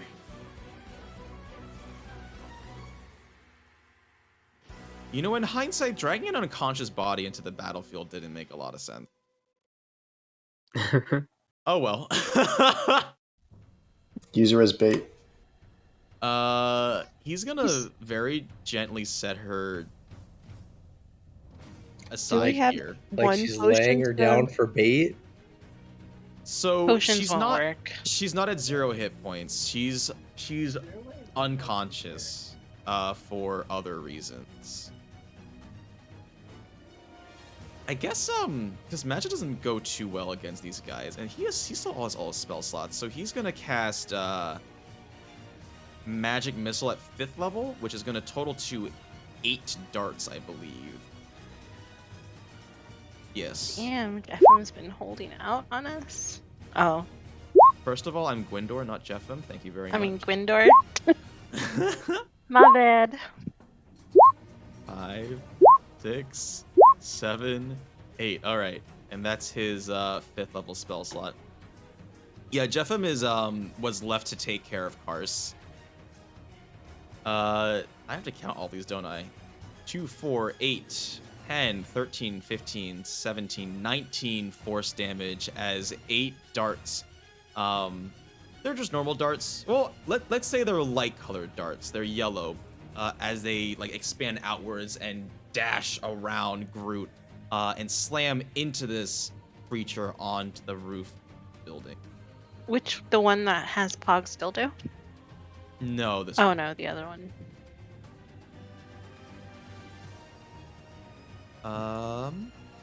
and he's just gonna stand in front of Eva, and that's its turn. Okay, next up is the creature that is on the building. I forgot why he's up there. Oh, he flew up there. He's gonna roll a percentile die. And that fails, unfortunately.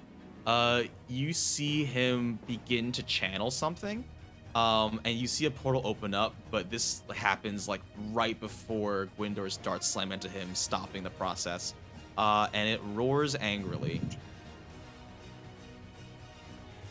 Next up is the Vrock, who is currently falling off of the building, so he's gonna make a dexterity saving roll, which I should have done for the other one, but I forgot. I'm not. Oops, not advantage, just normal. 18 is gonna do it, and it manages to start beating its wings just enough so it doesn't slam into the ground. It's tough though because Groot, it's real nasty boy.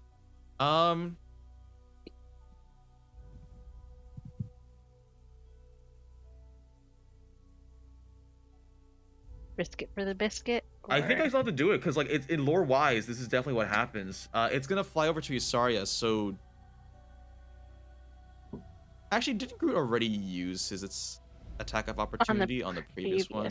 Turn. So he does not. He doesn't get one. Okay, he doesn't get one. He Then. he does though, doesn't it? Aren't we at the top of It's the a turn react. already? It's a reaction. He already used it. I think he Oh. already uses reaction before. Yeah, he uses reaction at the end of its previous turn, so he doesn't get until the start of its next turn. Which means it flies over to Isarya. Can I do it? Matron can get the matron can do it. They don't have melee weapons. What? Who doesn't even have like a melee weapon?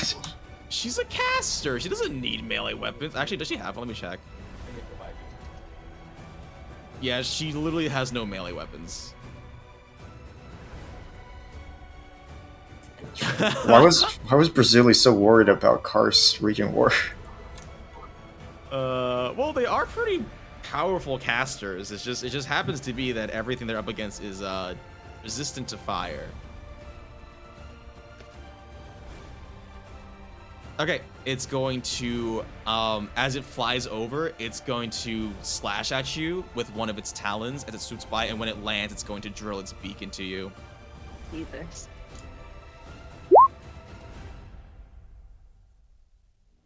Hits. Both hit. Okay, total of 17 damage.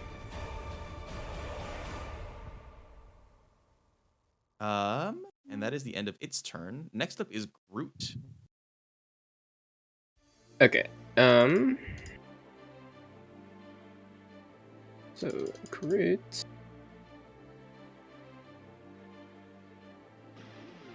Can't really move that far. Really? And he's a Brontosaurus. I'm surprised. They got the wings. Oh, okay, no, I can move him up. I can move him here. That's fine. Yep. That saved me. Okay, because from here I can hit this guy up.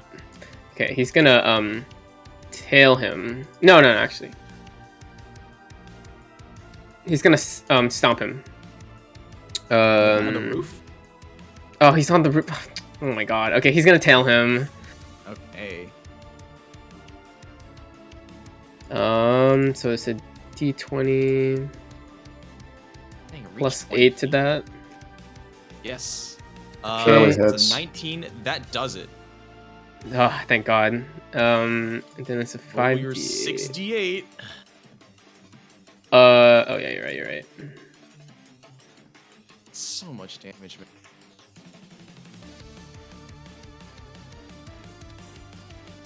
So that's I can do 31 math. plus 5. 36. Okay. It's gonna take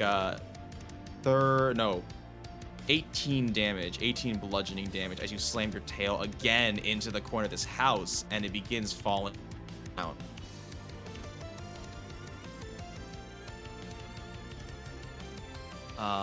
And does Groot want to do anything else? Groot is done. Okay. Next up is Pog then. I'm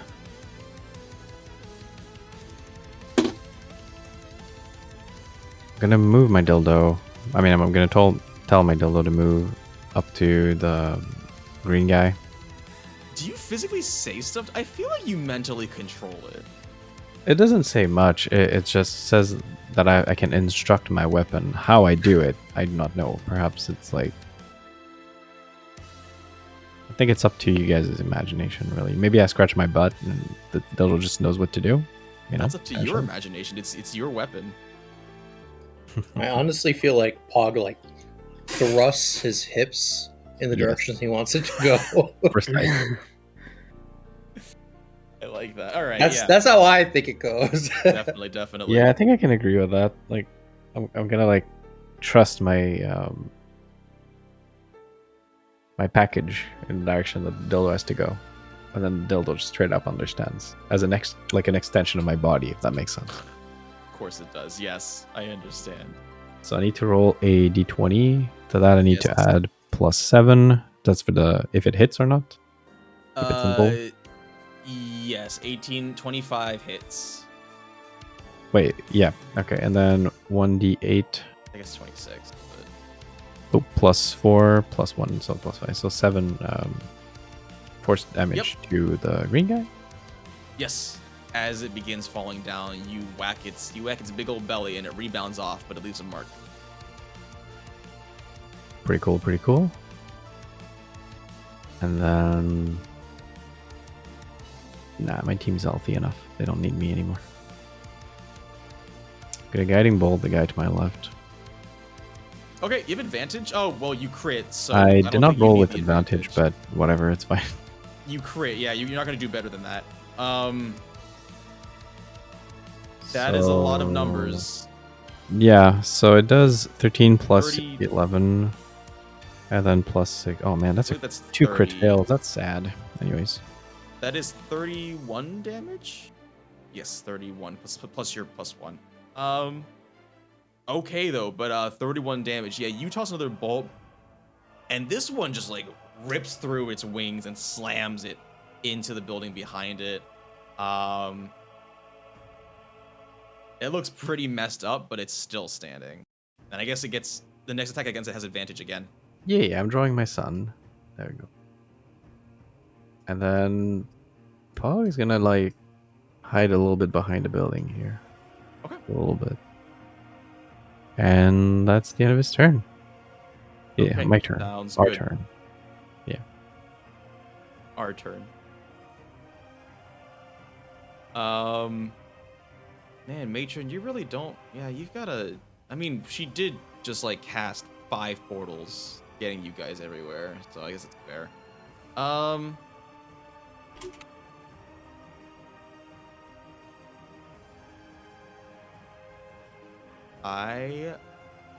wait, she also has sorcery points. Wait, well, she used a lot. Oh, wait, no, she can do that thing... Oh, it's dead, isn't it? Yeah, it died, so it can't... She can't. Okay. She was gonna do that, but that is no longer applicable. I think she's just going to use 2 sorcery points to quicken a spell. And she's just going to cast Chill Touch twice on the creature attacking Isarya. Advantage. Yes, she does have advantage, but those hit, but I'll roll again in case they crit. It did not crit. Yes, so that is for 14 necrotic damage as, like, basically 2 spectral hands enervate this devil and infuse it with some negative energy. It tells it about 2020. Not a good year for anybody. And she's just gonna fly up into the air and sort of float above this rooftop. All right, Galadriel, it is your turn. That consumes the advantage. So they have advantage. Okay, I am going to transfer my hunter's mark from the dead flying thing to the one that is by Isarya. Sounds good. Sorry. And then I'm gonna use my longbow.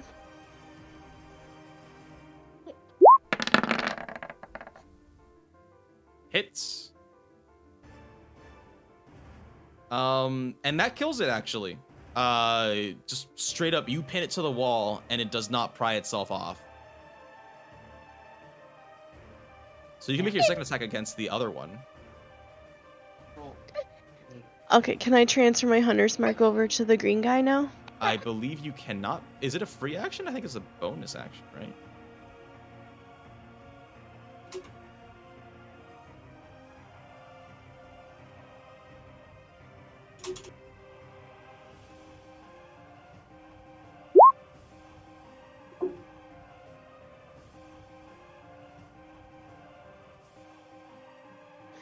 Okay, so it's a bonus action. Yeah. Okay. So then I'm just gonna use my second attack. Alright, I have a screaming child on my lap. No, it's no problem. My longbow again on the green guy. Okay. If you need to step away for anything, like feel free. That one is not going to hit as you spin around really quickly, maybe a little too quickly, and you over adjust and it veers off to the left.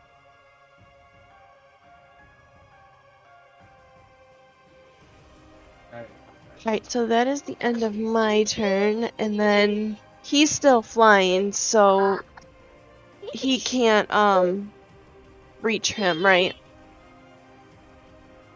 Who is he can't reach him? Who is... Sorry, Yoshi?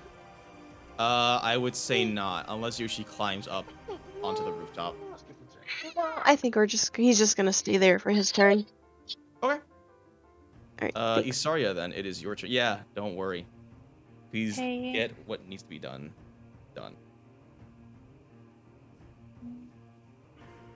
I'm gonna move my 25 feet. Okay.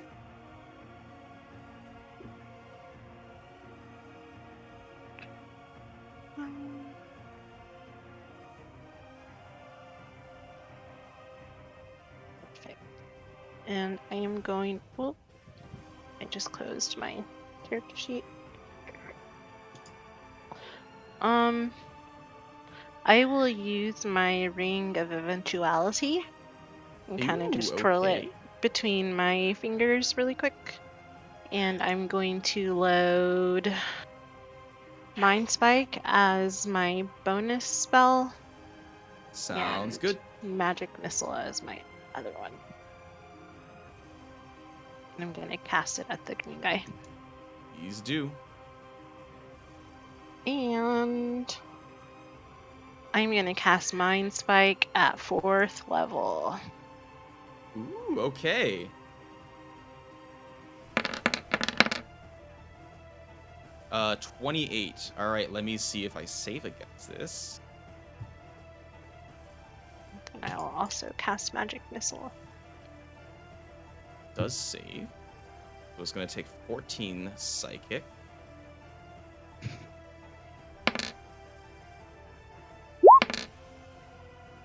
Oh, those are some meaty magic missiles you got there. Yeet. All right, 12 damage. All right. With a triumphant blast, you send this creature. I don't think these magic missiles have a lot of force, but the combination of the magic missiles and the mind spike definitely does a number on it, and you see it sort of like cough up its blood, and some of it spurts out of its ears, and it just falls off the building and dies. Awesome, we killed him. Now I want to go search for my family. Yes, We got will him. do that once we resolve what goes on in Brazili. I'm gonna whisper in my stone, like, really? We're all done here. How you guys doing? Oh yeah, because he's sneaking. Oh, whoops. Wheelie, it's your turn. Okay. Okay. What do I do? So I'm still service reading. I'm still reading its thoughts on like a service level. The one Yes. that. Okay. The So one attacked, the lower health one. okay, I'm going to It's still the move. same thing. Yeah. Okay, I'm going to move 15 feet here, so I don't get within the radius of that one. And then I'm going to move. Sorry, where did you start your turn? I moved here. I moved 15 feet, so. I still need you to make a Constitution saving throw.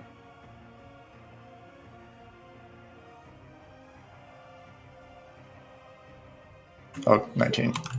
You don't have disadvantage. The poison clears at the start of your turn, so okay. You hold your breath real good. Okay, and then I'm going to. So that was 15 movement. All right, I'm gonna move 20 feet here behind this creature here. Do I need to roll another Constitution saving throw? No, you don't. Okay, so that's double advantage. I guess so. 17 does it as you hit it for 16 piercing and 3 fire, so 19 total damage. Okay, so I'm going to stealth first. Okay. Whoops. But a 26 does it anyway, so. Yes, it does. And then I can only move 5 feet, so I'm going to go here. That's the end of my turn. Sounds good. Can I have a request? Um, Whenever you say you go stealth, can you just like describe how you stealth? Okay, well, Just, I like, a guess little bit. I guess in this case, I just like hide behind like this stall here, and Yeah, no, that's totally fine. Just to say you quickly like duck behind like a crate of goods. That's totally fine. yeah. Sorry, I'm just trying to do fast combat. Yeah. Well, any more descriptors will make combat a little more interesting. Okay, Eragon, it is your turn. Okay.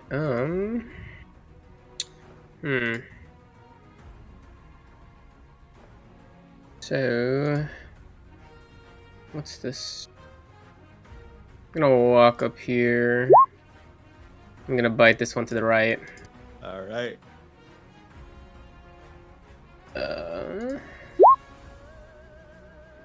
That hits for 13 piercing.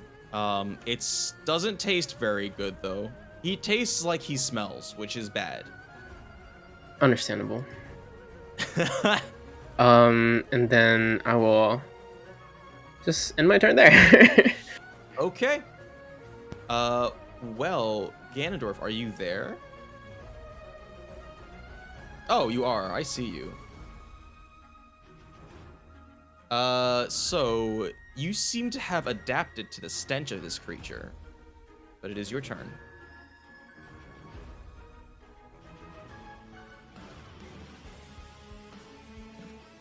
It was my turn? Yes, it's your turn. And I don't have. Okay.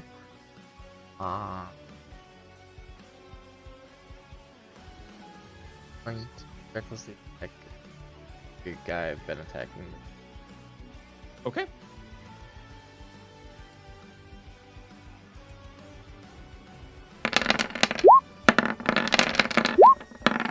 Hey, there we go. Dang, whenever it crits, like, that's a lot. Go ahead and roll another d20. Oh, great. Oh. Okay. That's less fun. That's still fine. 37 cheese. Okay. You bring your sword of sharpness just straight down the middle of this creature, who lets out one more death roll, and there's an explosion of gaseous, noxious fumes as it falls. And when it falls, you see a portal open up underneath the one it just summoned that drags it back down to where it came from.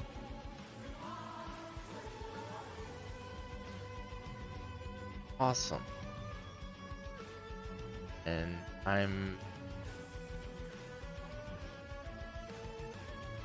Yeah, I'm just gonna stay here. If you roll, Okay. Ganondorf, Eternal, if you roll a crit, did you take into savage attacks? Mhm.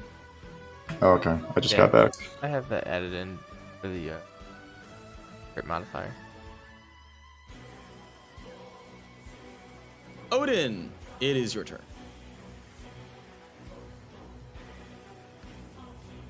Alright, since the monkey looks to be like he's on the roof, I am going to shoot at him.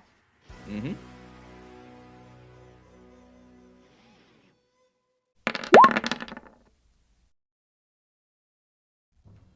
15 does not hit, but your second one does. Yeah. So I'll just take the 23. Go ahead and roll. I guess the damage is the 9. Yeah, your second attack hits for 4 piercing. And then I am going to just position myself closer to Ganondorf. Okay. And that will be my turn. Sounds good. Okay. This ape is going to jump in the general direction of where it last saw Wheelie, and it lands on a couple of sacks of flour. Wheelie, can you go ahead and make a dexterity saving throw?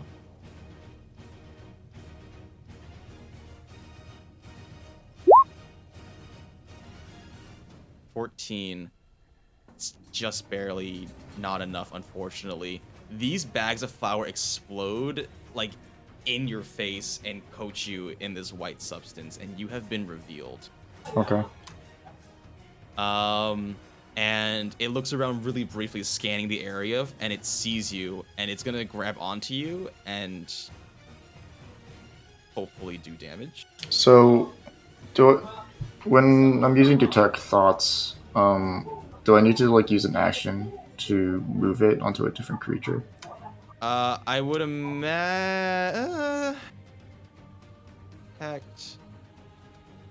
Because the one I was like reading is dead. Right, it's dead.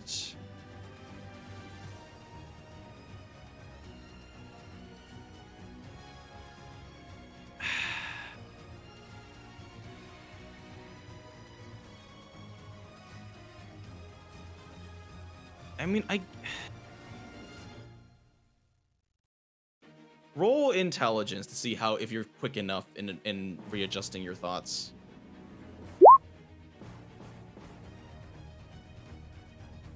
That's not gonna do it. Yeah, so you're not gonna. On your turn, you'll be able to align your thoughts, but during the in between, you won't be able to. So it's gonna attack you as normal. Barely hits me. That one doesn't, so I'm gonna use Uncanny Dodge on the one that hit me for 19. Okay, dang. It does that thing where it's like Hulk on Loki, where it just grabs one of your legs and raises you over its head and slams you onto the ground in front of Odin and Ganondorf. But you sort of like tuck your body to mitigate the bounce somehow as you take 3 bludgeoning, and then it's gonna lift you up by your leg and just like try and chomp you. Okay, so I'll take 13. Yep. You are being feasted.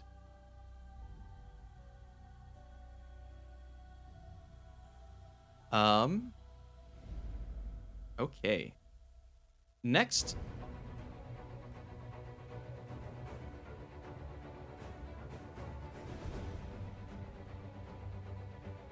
I'll answer that question in a moment, Guided. But the short answer is, it does not look good. Damn it. Yeah. Next up is Leedy, who's gonna run up to the ape, and do some stabby stabs. No advantage. That is a fail, which is unfortunate. The second one hits. She swings her Adachi, which shatters into pieces and reforms as her handle sort of passes through it, which is weird. But in the follow-up, it hits for 12 slashing. And then it is Wheelie's turn. Gonna stealth again by sliding underneath. You have Luigi. disadvantage because you are coated in flour.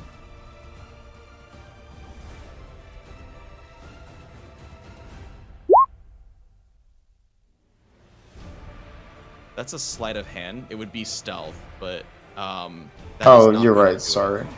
That's fine. I It's not gonna missed do it. it either way. Yeah, it's like a 10. Then I'm going to move. Say I move 15 feet here, so I can attack. So I can flank it. Go ahead and give yourself advantage.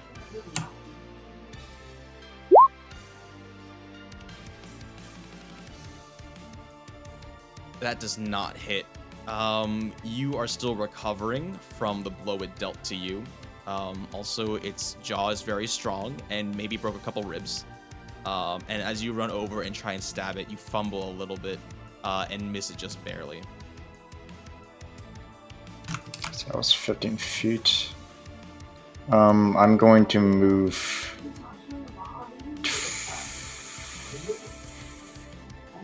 My 20 feet here, and that's the end of my turn. Okay. It is not opportunity attack. You got that thing. Eragon, it is your turn. Okay.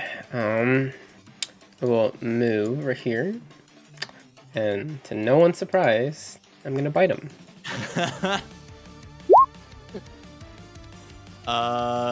Just barely. Again, does not do it. It manages to actually like spread its hand and stops your jaw from closing completely. It just sort of like keeps your jaw open before shoving you off. Of course. All right. I'm done. Wait, you have advantage. I forgot. Oh yeah. You're right. Okay. Hold on. I'll do it again. We'll keep the first roll. Yep, I'm done. All right. Ganondorf, it is your turn. I'm gonna move forward and then recklessly attack him. Okay. You have double advantage.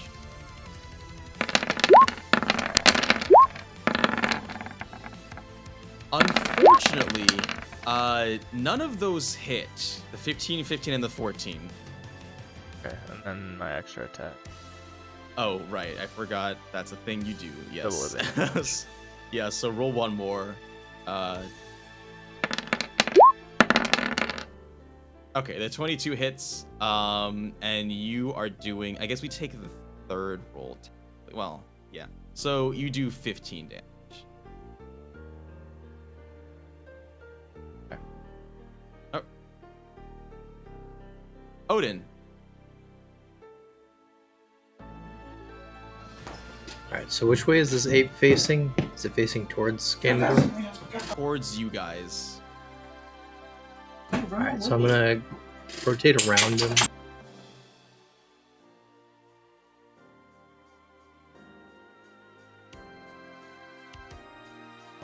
And then I'm going to slash him with my hacks. Advantage, sir. Sir.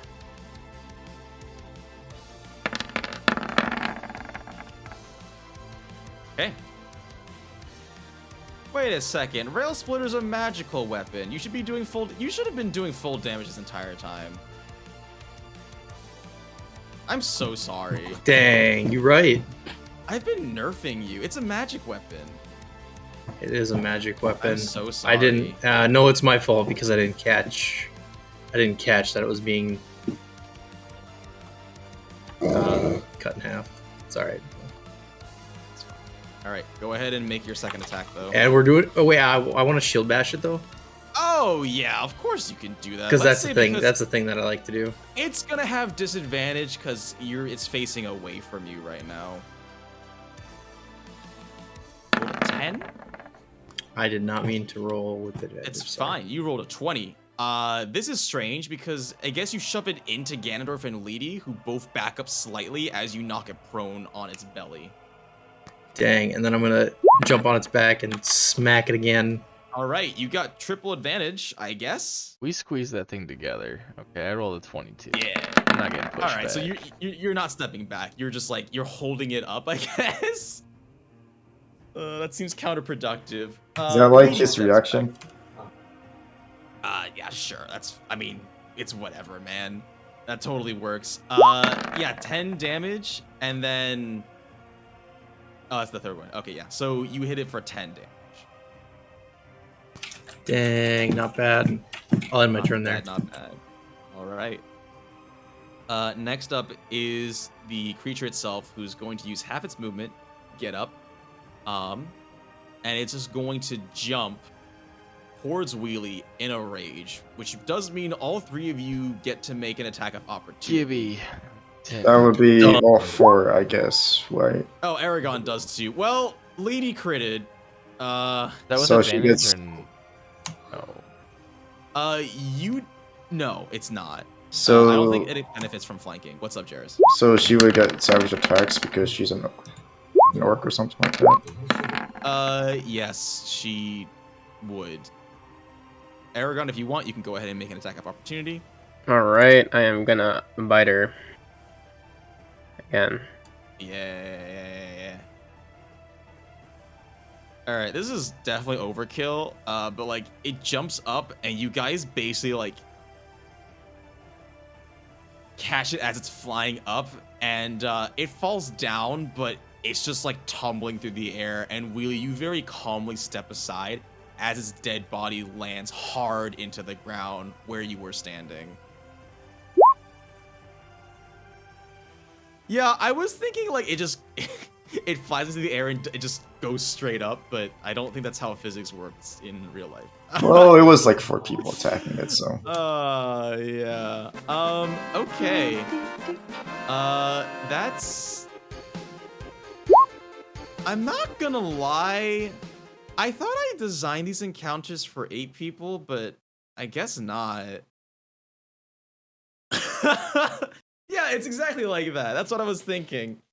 All right, I need to crank up the level of, because I thought these were balanced for like a full party, but you guys split in half and it ended up working. Go ahead, take a break. And we'll come back. Yeah, I think just action economy is really what's doing it, because you guys can just move more, even though they're super powerful. So I got back, and I noticed that the other toad or whatever that was summoned, died. It was desummoned when you killed the summon. That's true. You were saved by Yeah. Flinty did some, yeah, Flinty Galadriel did some real work on both of the little birdies that came over to you. Okay, take a break, and then yeah, I just need to figure out how to do this next part because I do have things that happen and they're concurrent, so we'll play it by ear. Alright, I'll be right back. Right. We gotta add Pog. We gotta add Danger. Although I'm pretty sure he's busy with his cat, so.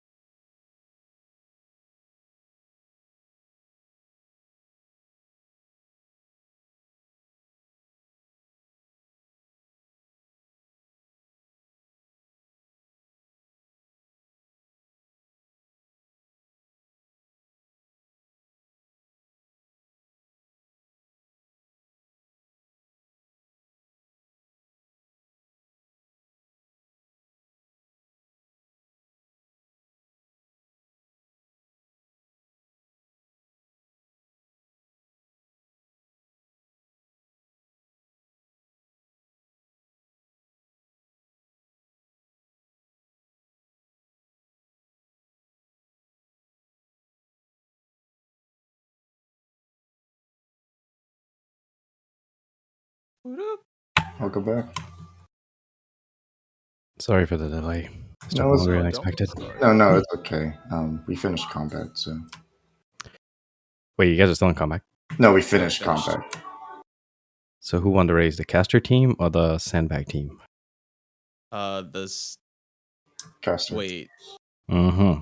Although to be fair, you guys also had more turns and also like 3 level 10 sorcerers. So Damn. That's true. You did have help. So what level am I now? Still 7. What? Why are you denying me my power spike? It's not an appropriate time to level up. Damn. oh, I should tell you something in advance. Judging. Yeah, what's up? Let me private message you. Yeah, please do. Listen, Danger, the battle's over, but there's still a lot of chaos going on. It's not like I'm you aware. banished the demons back. I'm aware. So. I'm just really excited for being able to cast my cantrip as if they were spells, is all. And until I can do that, I get anxiety. I feel like my spells matter more than they do. But soon, nothing will matter anymore. So it's perfect. I don't get it.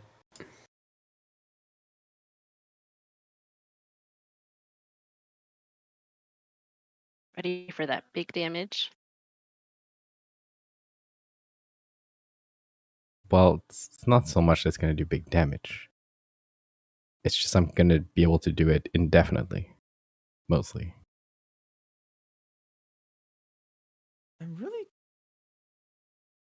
I'm struggling to. I mean, like, there have been some combats where, like, you guys, it was an uphill battle, but, like,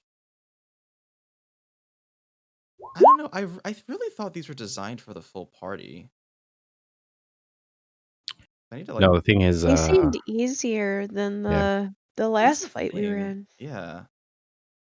Well, I guess to be fair, we haven't. I mean, we did have some good rolls, but yeah, true. Good for yourself. That's what it was, because normally I roll like shit. You had an attack of opportunity along with like Eternal Odin. The group has like way too much diversity as well. Like most like D&D balance is going to be centered on 5 players, which implies that people have to make choices. Yeah. And for us, we literally have to make no choices. Like we have everything on the team. We have every source of damage, every potential sort of support. We're just missing a paladin, but if this team had a paladin, it would be broken because everybody would have like 24 AC and advantage on rolls and shit. That would be stupid.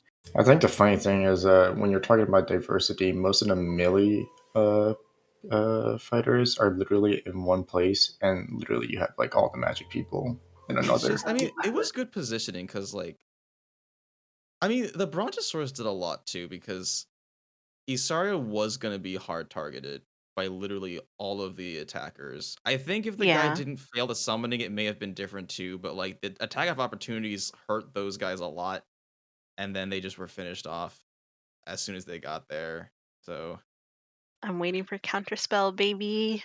Want to level up? It only worked out though because I was able to move farther up at the beginning. I think. Yeah. I think it would have been way different if we didn't have Groot. It would have been. I think it would have been a little bit longer. Yeah, definitely. How long does polymorph last for? And Flinty's blight. What? Polymorph. Polymorph. Damn. Okay. An hour. An hour. Okay. So you should still be polymorph for a good while. Yeah. Well, That scares me. I am going to revise my battles. It's also just like a matter of making it a balance between a slogfest, because if I just add more enemies, that's gonna extend turns by a lot.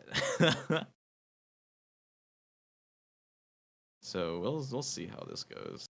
I think the only person who's not back is Koi. Boy, she's making ramen. He's making ramen. I forgot his guided here. I don't see her. Yeah, she's here. Yeah, I'm here.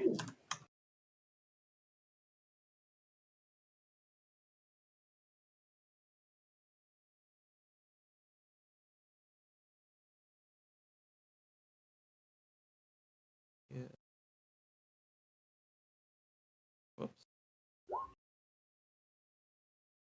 Okay, so that's everyone back. Oh, you're back. You make ramen fast. It's ramen. I mean, Of course, it depends on what type of ramen it is. So, is it like cup noodle or Yeah. Wait. what? Ramen. that's like real. No, I mean it's like I use those when I'm lazy, I use the packets that come with the store-bought ones, but I only use half of the store-bought one, and then I buy extra noodles from Amazon, those big packs, and then I just add stuff to it. Gotcha. That makes sense. Okay, well, it looks like everybody's where. Yeah. Yes, I think. Except for Dynasty. Maybe. Oh, okay. Alright. Do I have any tense music? We're gonna do it. Yeah, that's no problem. Real life takes precedence. Do I have any tense music? I might just keep this playlist going just to get high. You're kind of cutting off a bit, so you should fix it too. I may not be speaking up, that's all. Oh, okay, never mind. Yeah, I'm just gonna keep this playlist going because I don't really have. I'll expand it over time. I found 5 songs that I thought were cool. Okay, so we're gonna do this. I guess I know Isarya wants to do some stuff, obviously, because Pars is being destroyed. Wheelie, your group will get their chance soon, so we're gonna start with Pars. Yeah, I mean, I think after that battle, the matron floats down from the house she's perched on, and Can you switch to cars? Oh, whoopsies. There we go. Okay. Yeah, so she floats down from the perch she's on, and she looks exhausted. And she kind of just walks up to her. She's like, "We're not done here. I need to find Jeffem. Just Isarya. Yes. I know there's troubles. There's troubles with Kiafrar. I need to protect the town. Will you be able to go?" I want to check on my family first. I'm not going to stop you. Just time is of the essence. And she takes off, and you see her blast a couple of spells as she flies through the air. Eva is still unconscious. Let me just check real quick. What cures this, if anything?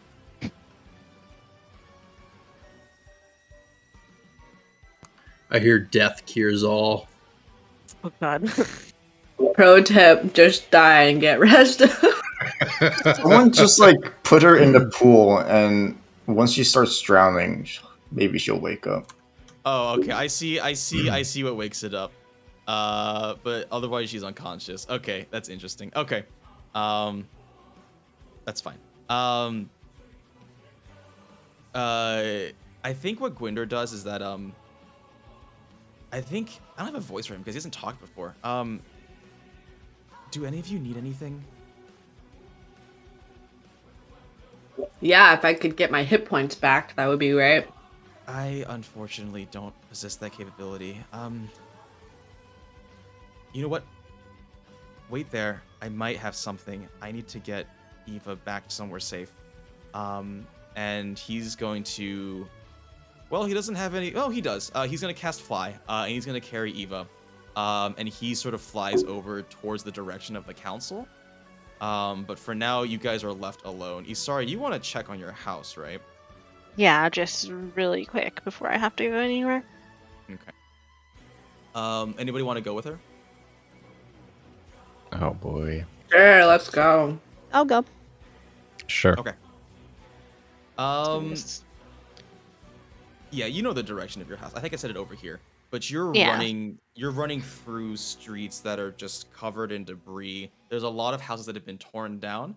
Something that may bring comfort to you guys is that bar which you destroyed earlier probably is not differentiated from all the other destruction that's going on. So you guys are lucky. But yeah, you're running towards your house, and you turn down the street where your house is on, and it is not looking good. So the front entrance is just like gone completely. Not just the door, but like it's like somebody Kool-Aid manned their way in.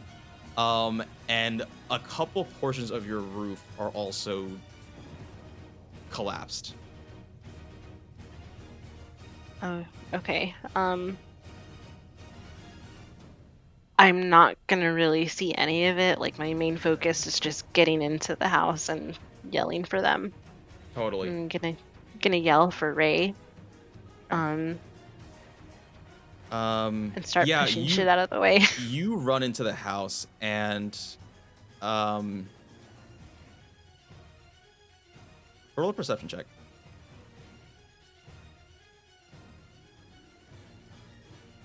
I will say, actually, I'll after you roll your perception.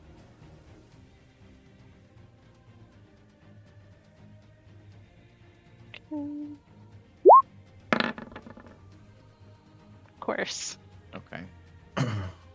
I'm struggling to find perception. Wait, can I roll perception too, or is just? You can roll perception, yeah, if you want to help her look. Because it's like a Isarya only thing. Or, okay. No, it depends if you're helping her.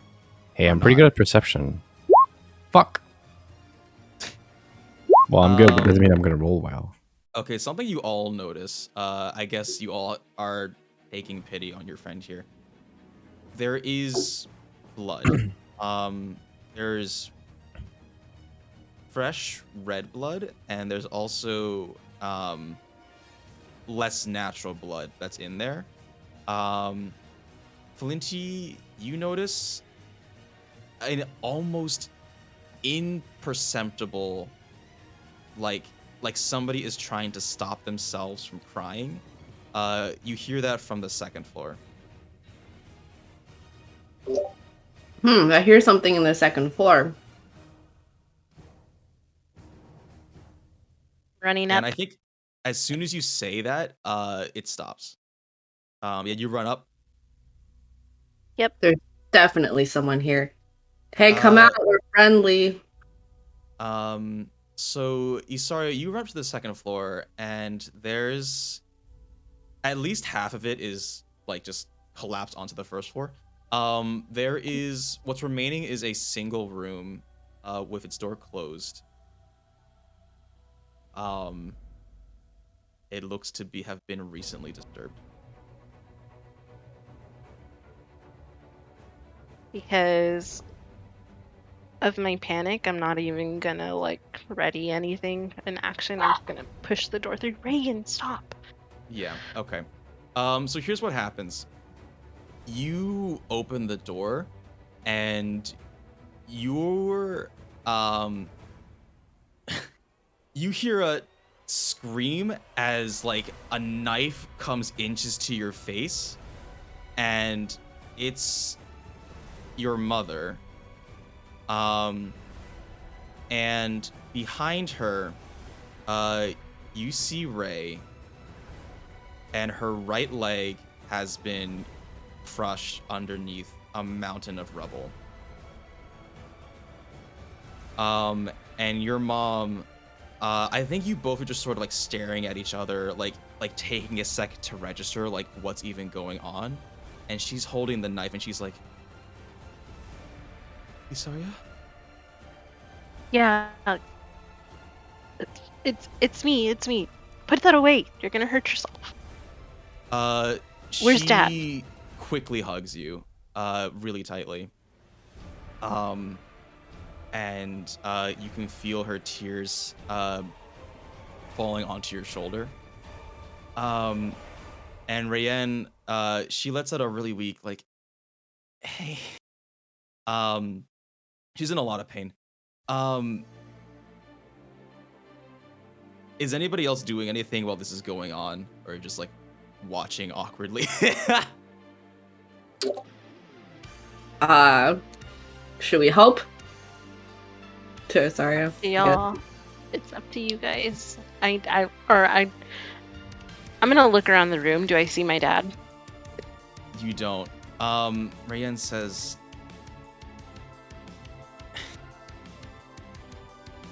they took him.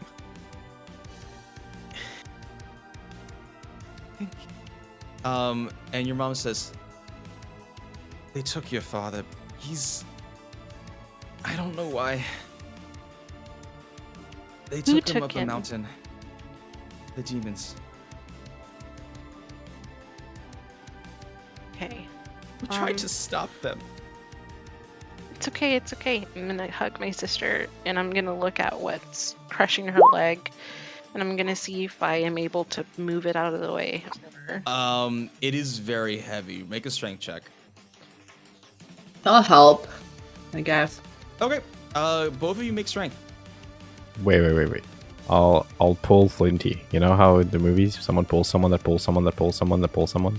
Are you pulling Rayen or are you getting the thing off of her? Because I feel like pulling her would be a bad idea. No, but like Flinty is applying strength, correct? Do I get advantage if they're helping me? Yeah, something like that. I think you each just roll strength because they're each making their own checks. Can I help someone? You can help, yeah. Damn it! Alright. So you're helping Flinty, I guess. Yeah, I'll help the weakling. Flinty gets advantage then. Fuck! Your pants shot fall back off. Flinty to help her pull something, and my pants just fall down. Jesus Christ! Always happens to me. I know what I'm okay. I can't get it, and I keep pulling, and I can't get anything. I'm gonna reach through my bag, and my pants. I'm gonna grab one of my anti-gravity spheres. Oh, okay, yeah, that works. And I'm just gonna toss it. At least, it's a 30-foot radius, so. Yeah. The room is smaller than that. I mean, I think, like, just go for it. Honestly, I like this. Okay, so I'm gonna use one of my anti-gravity spheres to kind of just throw everything up. Okay. You toss this anti-gravity sphere, and as things begin to float into the air, Rayen lets out a blood-curdling cry of pain. I'm sorry. You get a better look at her leg, which is it's pretty much just like not connected anymore. Oh shit. It's really bad. I cast healing word on the leg. I think with a 7, you don't reconnect the leg, but you do heal over the stump. And I assume you guys get everything out of the room. But you guys get out of the room outside of the anti-gravity sphere. Rayen is sweating bullets, but she looks stable. Lyra looks fine for the most part, other than like some cuts and bruises here and there. But you guys are out of the room. Okay. Where's the dog? Where's my dog? I haven't seen Mochi. Oh my god. Okay, I might have a spell for that.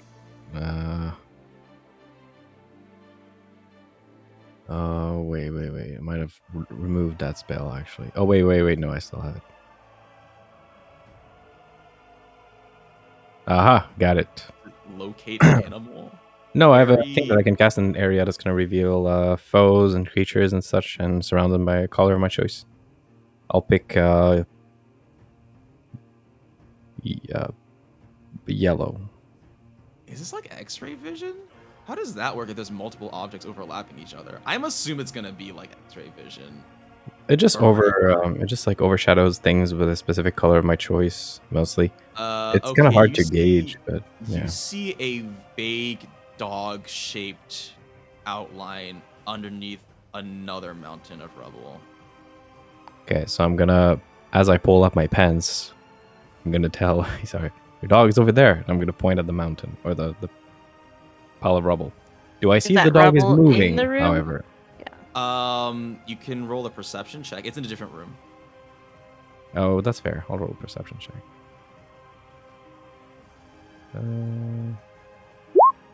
Damn. Mochi's breathing. Okay, I'll tell her. It's in the pile over there, and it's breathing. Hurry up. Okay, I'm gonna grab my mom and be like, look, so you have to be strong for Ray, and I'm gonna give her both of my healing potions. I'm gonna say use one for her and go find Mochi in the other room. He's under a whole bunch of rubble and he needs help. Wait, I can just heal your family. Like, you can go get your dog. No, we gotta go! I'd rather Rand's you also at use full that. health. Oh shit. Okay, then I'll give one of my healing potions. So That works. Go find your father, please. Okay. I'm gonna give both of them a big hug. Kind of just hold them really tight for a second, and then we're gonna leave. I think Rayanne definitely passes out while you're doing that, but she's stable. Okay. Is there... And I'm assuming you guys are gonna go basically up the volcano. Someone get that fucking dog out of the rubble. Lyra's gonna do her best. Gonna do it. All right, so I'm gonna move over to Brazili. Let me get that set up real quick. Eragon, how long does your beast form last? It's a good question. It's I am not sure, honestly. I should look, shouldn't I? Where do I look? Like I think just under wild shape or whatever it is. I can't even I can't click it. Oh wait, wild shape. Okay, so whatever that says. Holy wall of text. Oh my gosh. Equal to hours. Okay, so a long time. Okay, yeah, you're fine. That's a long time. All right. That's fine then. I am setting up Brazili real quick. Odin got to get in there. Yeah, let me also this real quick. Okay, I think that's everybody. Okay, here we go. We're moving over to Brazili. You guys just finished up in the marketplace, which I guess is actually like somewhere here-ish. What do you do? My family! I'm gonna head to my house immediately. Okay, you run to your house. It has also been like really damaged really badly. And go ahead and make a perception check. Side note, can I behead the monkey and take his head with me? Oh, yeah, of course you can. Alright, a 9? perfect. With a 9, you don't see blood. Ganondorf. Okay, Ganondorf. With a 22. You notice that it looks like things have been packed pretty hurriedly, and you notice a couple of footsteps that are leading out of the door towards the entrance gate of the city. But there's no blood. There's no blood, no. Where's my family?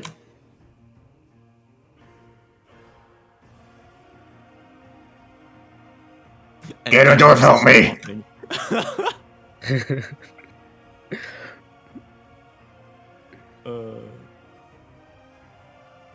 Was he here to make the check and then he just like dipped out? Okay. When food happens, it ran, happens. run and grab food real quick. Oh, okay, I see. He's back. You can tell him His what CPU happened. is processing. Sorry, yeah, I didn't hear what you said after I rolled. The dial-in boot-up signal. I'm sorry. Yeah, I stepped away real quick to grab food. Whatever stove was beeping at me. What I miss? Did you hear what your perception check got? No, I heard something about no blood, but my headset was cutting in and out. Okay, there's no blood, and you notice that things are packed pretty hurriedly, and you notice a pair of footsteps that are like running towards the entrance of the city. Wheelie, we gotta go towards the entrance to the city. There's footprints heading that way. Excuse me, that doesn't sound like Kronk. Oh, sorry. I'm gonna immediately head out and search for them at the entrance. Okay. Yeah, so there's a lot of people, and there's like a current efflux as everybody's just leaving pretty hurriedly. Go ahead and make a perception check.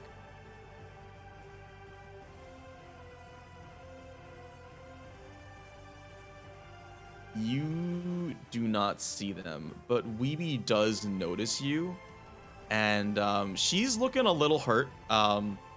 She looks like a lot of her clothing is burnt a little bit, and she has some nasty burn wounds as well. And she flies down, and she's like, "You're alive?" Where's my family? I think I saw them. They should be fine. You need any help or anything? And while there's this big commotion, you do see your parents burst out from the crowd, and they both give you big hugs. Gotta make a strength saving throw. Okay. Fuck. Your mom pulls your back a little too hard. I'm so glad you're alive and safe. I'm so glad that you're here too. What are you even? I'm here to stop Everybody's everything. leaving. How? Is the portal still open? Yes. The demonic portals are still open. And Lady runs up to you and says, "Okay, I have a really bad idea." We're gonna take the rocket into the portal. Well, that's more stupid than what I thought. We don't have a rocket.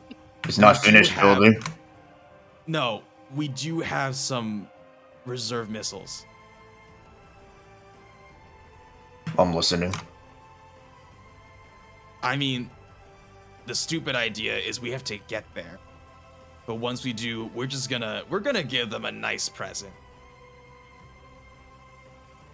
A big ol' welcome to the prime material plane. Do I notice any other orcs? Like cosmology or something? So Weeby says, shoot, that reminds me, she's still in there.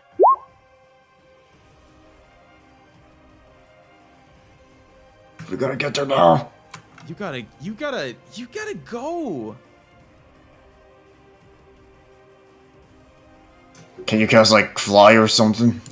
Not on you. Fuck it, I'll just head out. I don't have enough chakra for that. Okay, bye.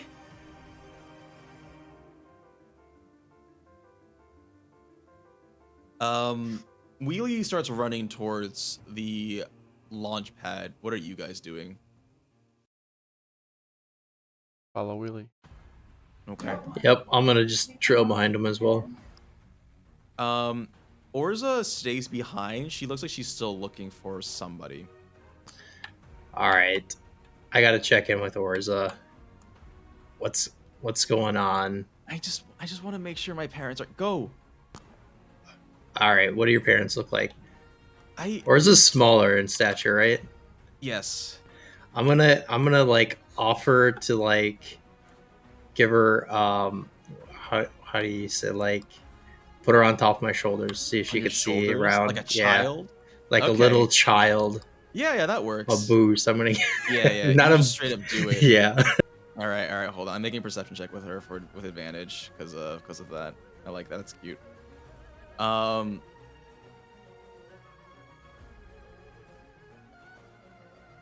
don't see them. She's starting to get pretty worried. Out. All right, it'll be catch up. fine. Just go.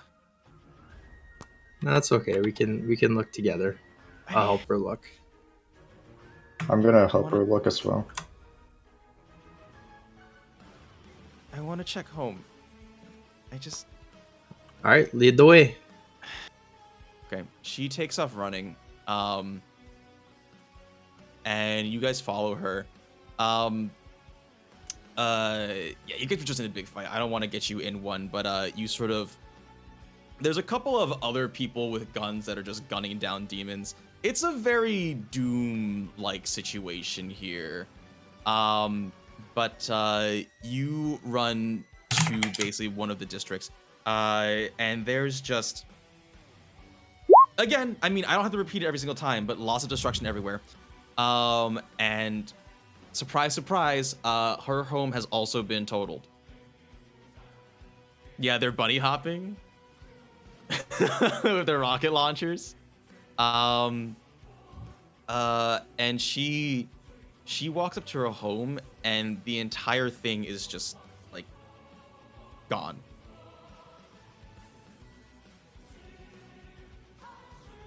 I'm gonna start picking up the debris. Roll a strength check.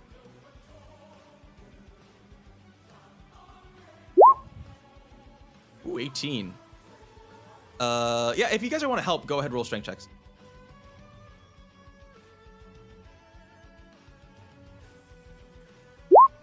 Yeah, I'll follow suit here. Well, you know, Odin, I don't want to say you do nothing.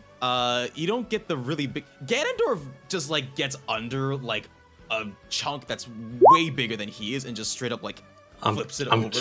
I'm kicking rubble aside. Yeah. You're just like digging. You're not doing anything impressive, but you're helping. Eragon, with your dinosaur form, I guess you're just like taking your mouth. Orza's not strong, and she's just like, but she's doing her best. She's desperate. And as you uncover more and more of this scene, I want to say Ganondorf, like you flip over this big chunk, and then like you're just like picking up smaller chunks now. And then you see an arm. And then you dig some more, and you see a body. Make a medicine check and. Yes, you may. I'll make a medicine check as well. Do you call them over? Yeah, I'll let it. Yeah, it's an arm. Important. Fine. Everyone, come over here. They found someone. Oh fuck. Lady. Honestly, with a medicine check of 11, like, I don't think it's. Yeah. Odin, if you want, you can. Okay. I'm cool with that. Eragon, can you please explain to me how you make a medicine check? I didn't need to. But you did. I know. Sorry. No, don't be sorry. I would like you to explain. I guess. Sniff. Lick. Oh, wait, this is actually so good. So a couple things. Eragon, make a wisdom saving throw. Oh no.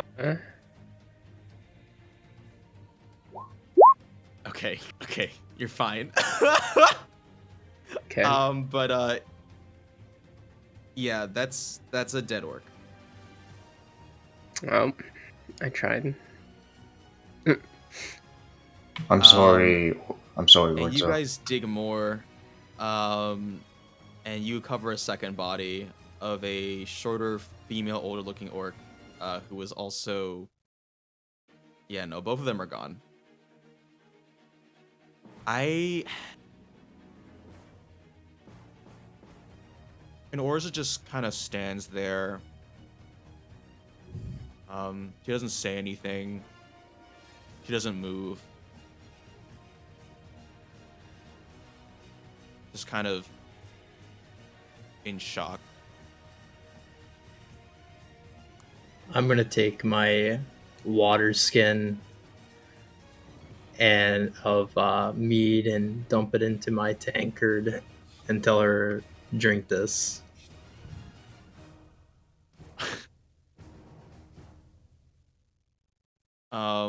Yeah, I mean, I think she just absent-mindedly. Okay.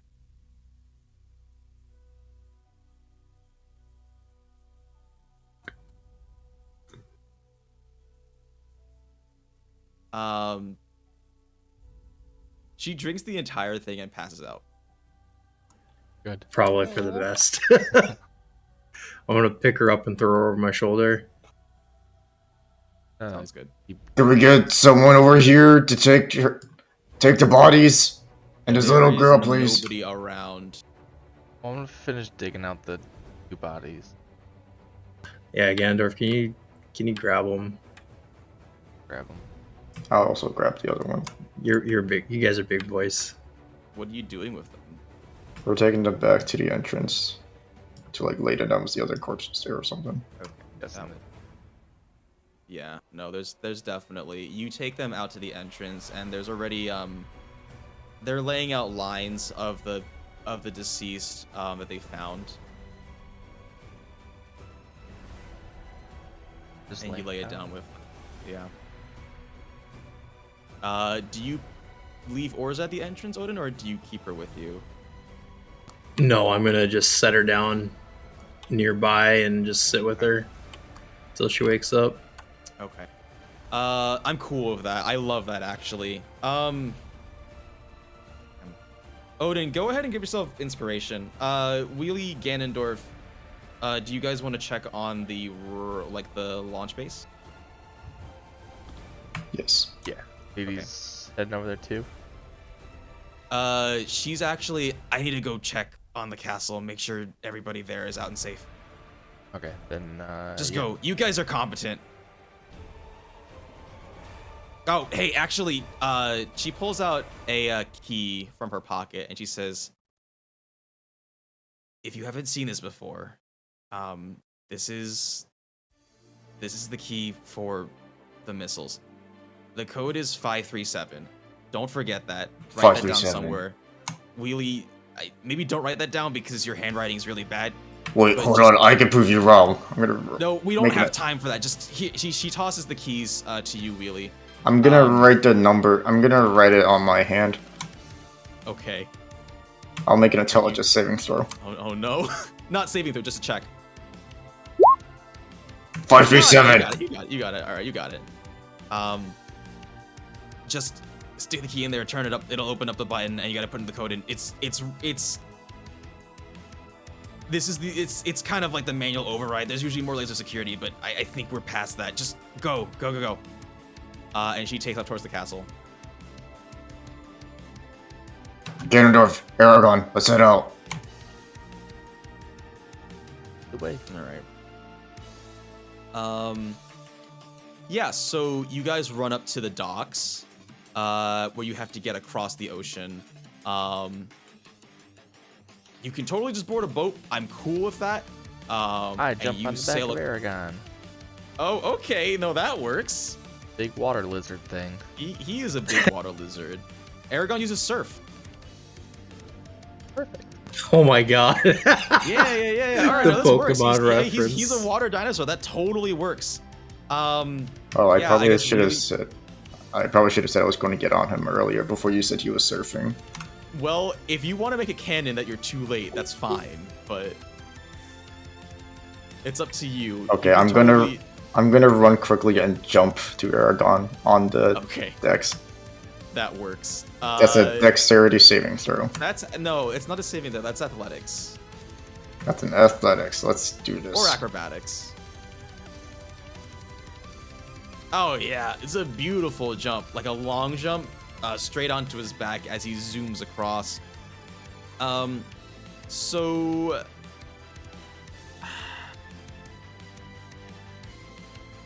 okay. You guys get off. Eragon, you're not gonna be able to fit inside if you stay in that form. I do want to make that clear. Okay, I'm staying out here. Okay. Get Odin back once he's done. Okay. Comforting Orza. I nod. I do want all three of you to make perception checks. You do notice though the door has been broken in. Fuck.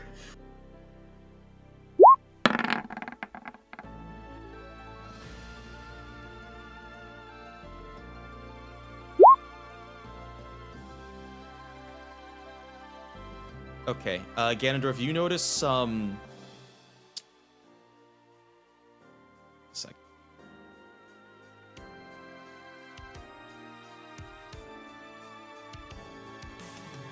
You guys are there. Where is it? Where'd he go?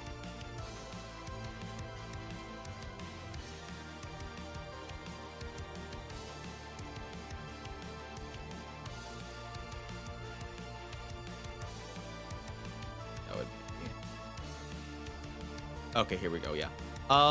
You notice some quills that are sort of like stuck in the walls and the door, and you also notice claw marks.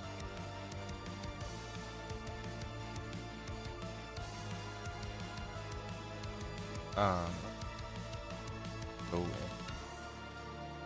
I'm gonna enter in stealthily. Okay. Don't roll stealth until you actually get to there.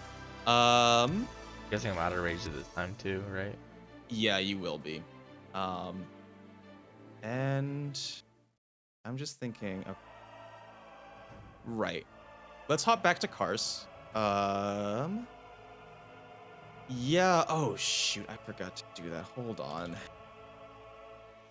Oh, I'll drink my healing potion. Oh yeah, you can do that. You can go ahead and do that.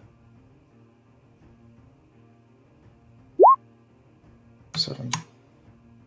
We'll forgo that. There's actually no reason to do that. Right. So back to cars. You guys are making. I guess this map doesn't really serve much of a purpose because it's just more about theater of the mind now. You guys weave your way in between battles, between other sorcerers and just like this constant flow of demons inwards. And all the while, there are less and less flowing through. The amount that's coming through is not as great as it was before.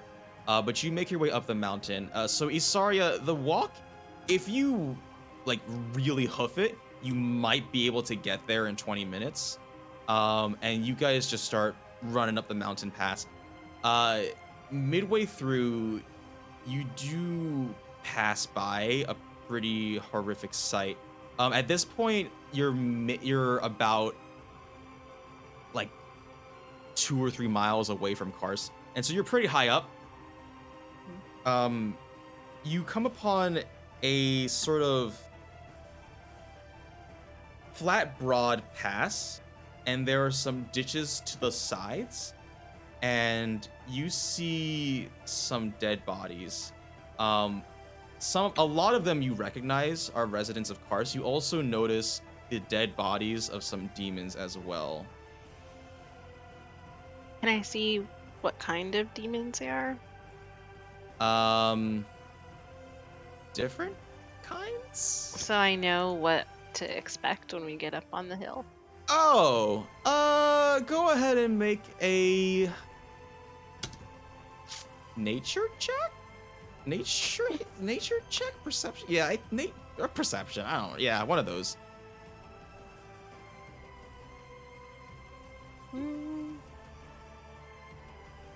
I'm just gonna do nature. Okay. Oh, fuck. You. Well, with an 11, I mean, you may not know what they are, but you do. They have wings. And they have spines. Got it. And they fly, guys. They fly. They're weaponized.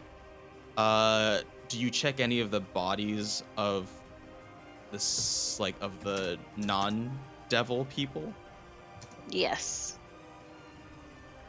So I want to see how they died.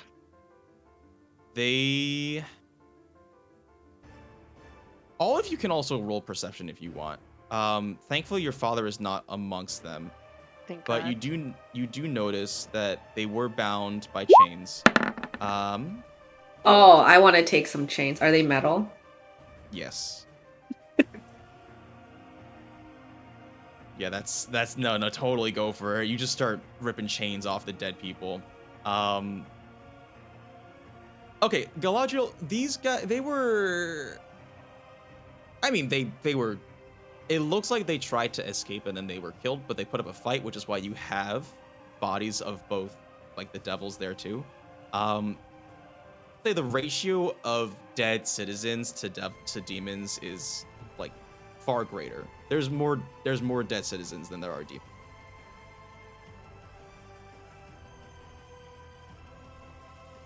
I wonder what they're doing all the way up here. Right? Okay. I wonder if the demons carry them here. I guess they did with the chains. Carried him from where, though? The town? Mm. I'm just gonna make a mental note of where they're at and who it might be. And I'm just gonna keep going. Wonder I do want to say that Grayson boy is there. Oh. But We need to make yeah. sure that we take him down on the way down. Yeah, we will. All of these people. Yeah. And as you guys are walking around, looking just at this site, how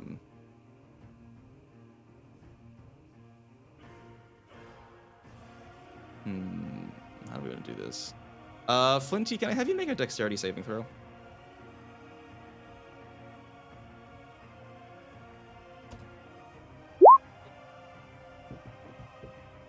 Okay.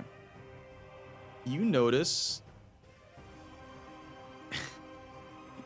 a hand of one of, like, just from one of these bodies, kind of like frantically shoot out towards your ankle. And I guess you, like, instinctively jerk away. And it's coming from,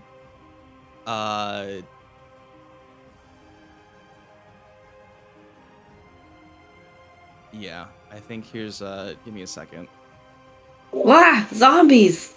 It's coming from one of the Sorcerer councilmen, actually. And it's Isarya, his name is Jarius. You guys didn't really interact with him that much, but he's a male tiefling. He's on the younger side. Oh yeah, that guy. And he's not dead. But he's pretty close to it. And he's just kind of like me. I'm gonna bend down towards him, and I'm gonna just uncork my healing potion and slowly give it to him. Okay. So he has like a laceration right through the base of his neck. And you struggle to get this healing potion in his mouth, and you heal him for. Would it be 2d? I got it. Yeah, you heal him for 8 health. And it stems the bleeding at least. It doesn't close the wound. And Can I mend his neck? I think mending only works on objects, not people. Is an object technically. Okay, well, I mean, that's a pretty. Whoa. That's pretty. That's. It's not like we interacted with diminishing him. to say.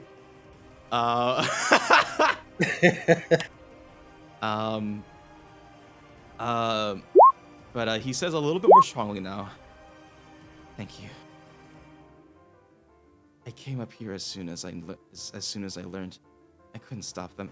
Isarya, they've got a hell of a thing with them. You know what it looked like? He's. Yes. He tells you that it is a pit fiend. Which you may go ahead and make a nature check to discern what a pit fiend is. Okay. All of you may, because you all hear this now. Nature check. Don't fuck any dice. Ooh, Flinty. Flinty's well versed with demons with her after her stint with Val. Okay. Flinty, the Pit Fiend is challenge rating 20.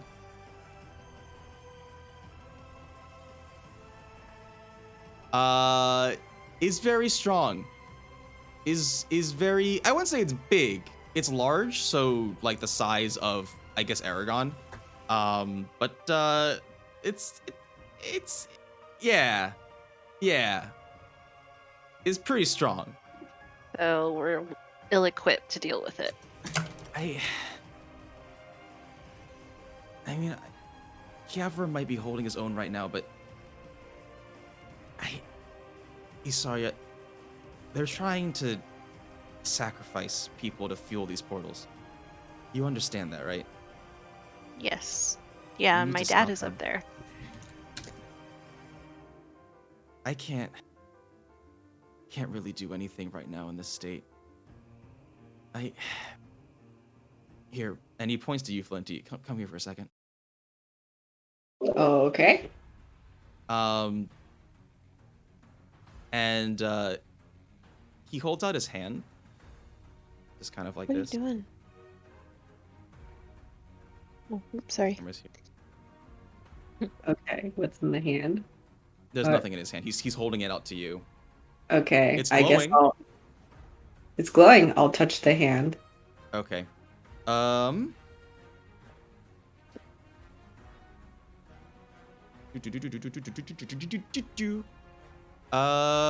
Flinty, go ahead and get your HP, your max HP back.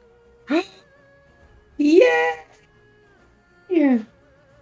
You still I'm have to. strong. Thank you. And after he does that, he coughs like a lot. And then he gives you a really weak thumbs up, and then he falls unconscious. No. Is he dead? He's not dead.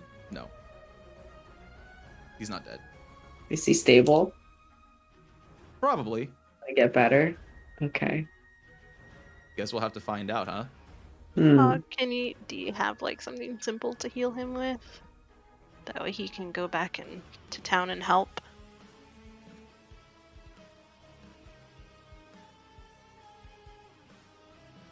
Hog has his AirPods in. No, he can't hear. Talking to Raw. Oh, sorry. Someone needs healing. Oh my fucking god. I'm just fucking heal butt. One sec.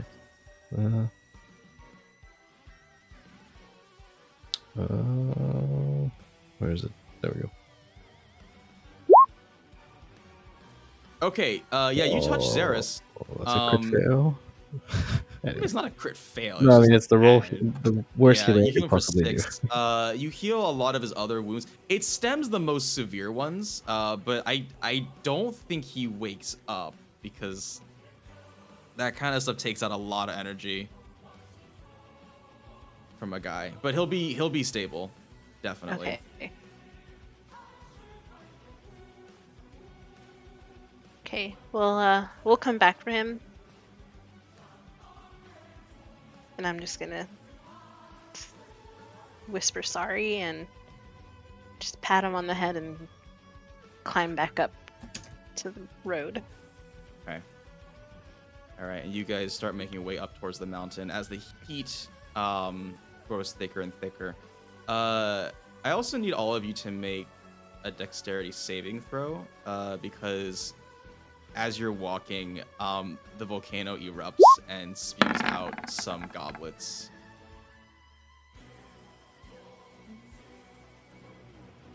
So that's Pog, and Galadriel. I guess he's sorry.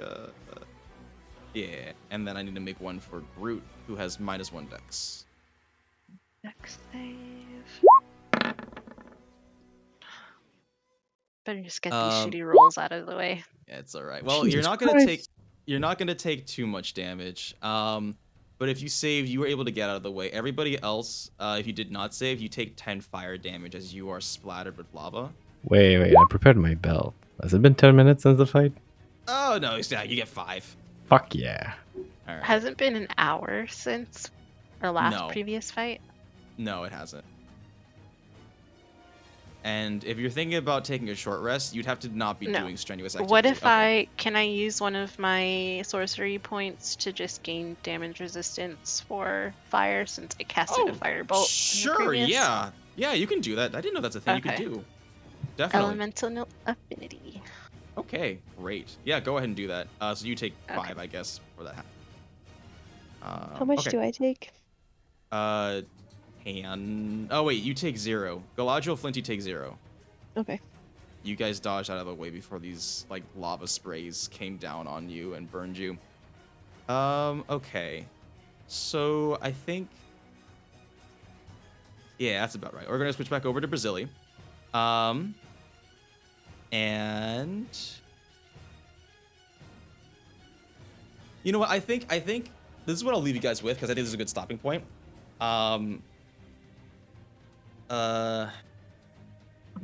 Yeah, Eragon and Wheelie, you guys head on down. All of the alarm lights are going off, by the way. I'm guessing you guys go to like the astrolabe first, because that's probably where Cause is. Oh, Wheelie, Jarius isn't even there. Oh, I can't ask. All right, well then I'll come back. Damn. Hey. Cusco's poison. It's the poison for Cusco. All right, we're gonna go back to, you know what? I'll wait for him to come back, but we'll just very briefly give you an introduction to what's gonna happen next. You guys make it to the mouth of the volcano, and this is what you see. So it is swelteringly hot in here, right? You see there's some winged devils that are perched on like these giant spires. And just beyond you, you see this pit fiend that Xeros was talking about, who is currently like looking at Kiavor. Kiavor is standing on the edge of maybe like this 30-foot just divot coming out of the ground. And beneath him, there's already like a bunch of dead demons. But Kiavor does not look very good. He looks hurt. And Isarya, you see the people of Kars, and you just barely make out that's your dad. He is there chained up, along with these people. They're being dragged. Who knows where? It looks like they want to try and get up here to like this giant lava pool, essentially. But that's what you're left off with. Basically, actually like a Godzilla versus King Kong moment here between the Pit Fiend and Kiavor. Both of which I would say would be evenly matched if not for the fact that Kiavor is already very hurt. And Jarius is back, so in Brazili, you guys run down the launch building and you run towards the astrolabe. The airlock that was there before, if you recall, both of its doors have been wrenched open forcefully, and you run inside, and inside you see Kaz, who is got her back up against the terminal. You see that there's a little file transfer loading bar on the screen, and cornering her are 2 devils who've got like tridents and are slowly advancing towards her. And also outside Eragon, as you're sort of patrolling the area, you see some more of these winged devils start to fly in, and you sort of roar at them and stop them in their path. So we are going to end it there. No. And we'll pick it up tomorrow because I don't want to throw you guys into another combat with only like 30 minutes left because you're not gonna finish it. Right. Yeah, lots of things happening. Lives are definitely on the line. I'm just gonna put it out there. there's not. I'm not giving NPCs plot armor. That is so. Yeah. But hope you guys are having fun, and see you Yes. tomorrow. Dang, I dude. can't wait. There's so much death. Also, plot armor. That's fucking hilarious. I've never heard Is that a before. Is that technical? Is that a technical term? Or did you just make that up right now?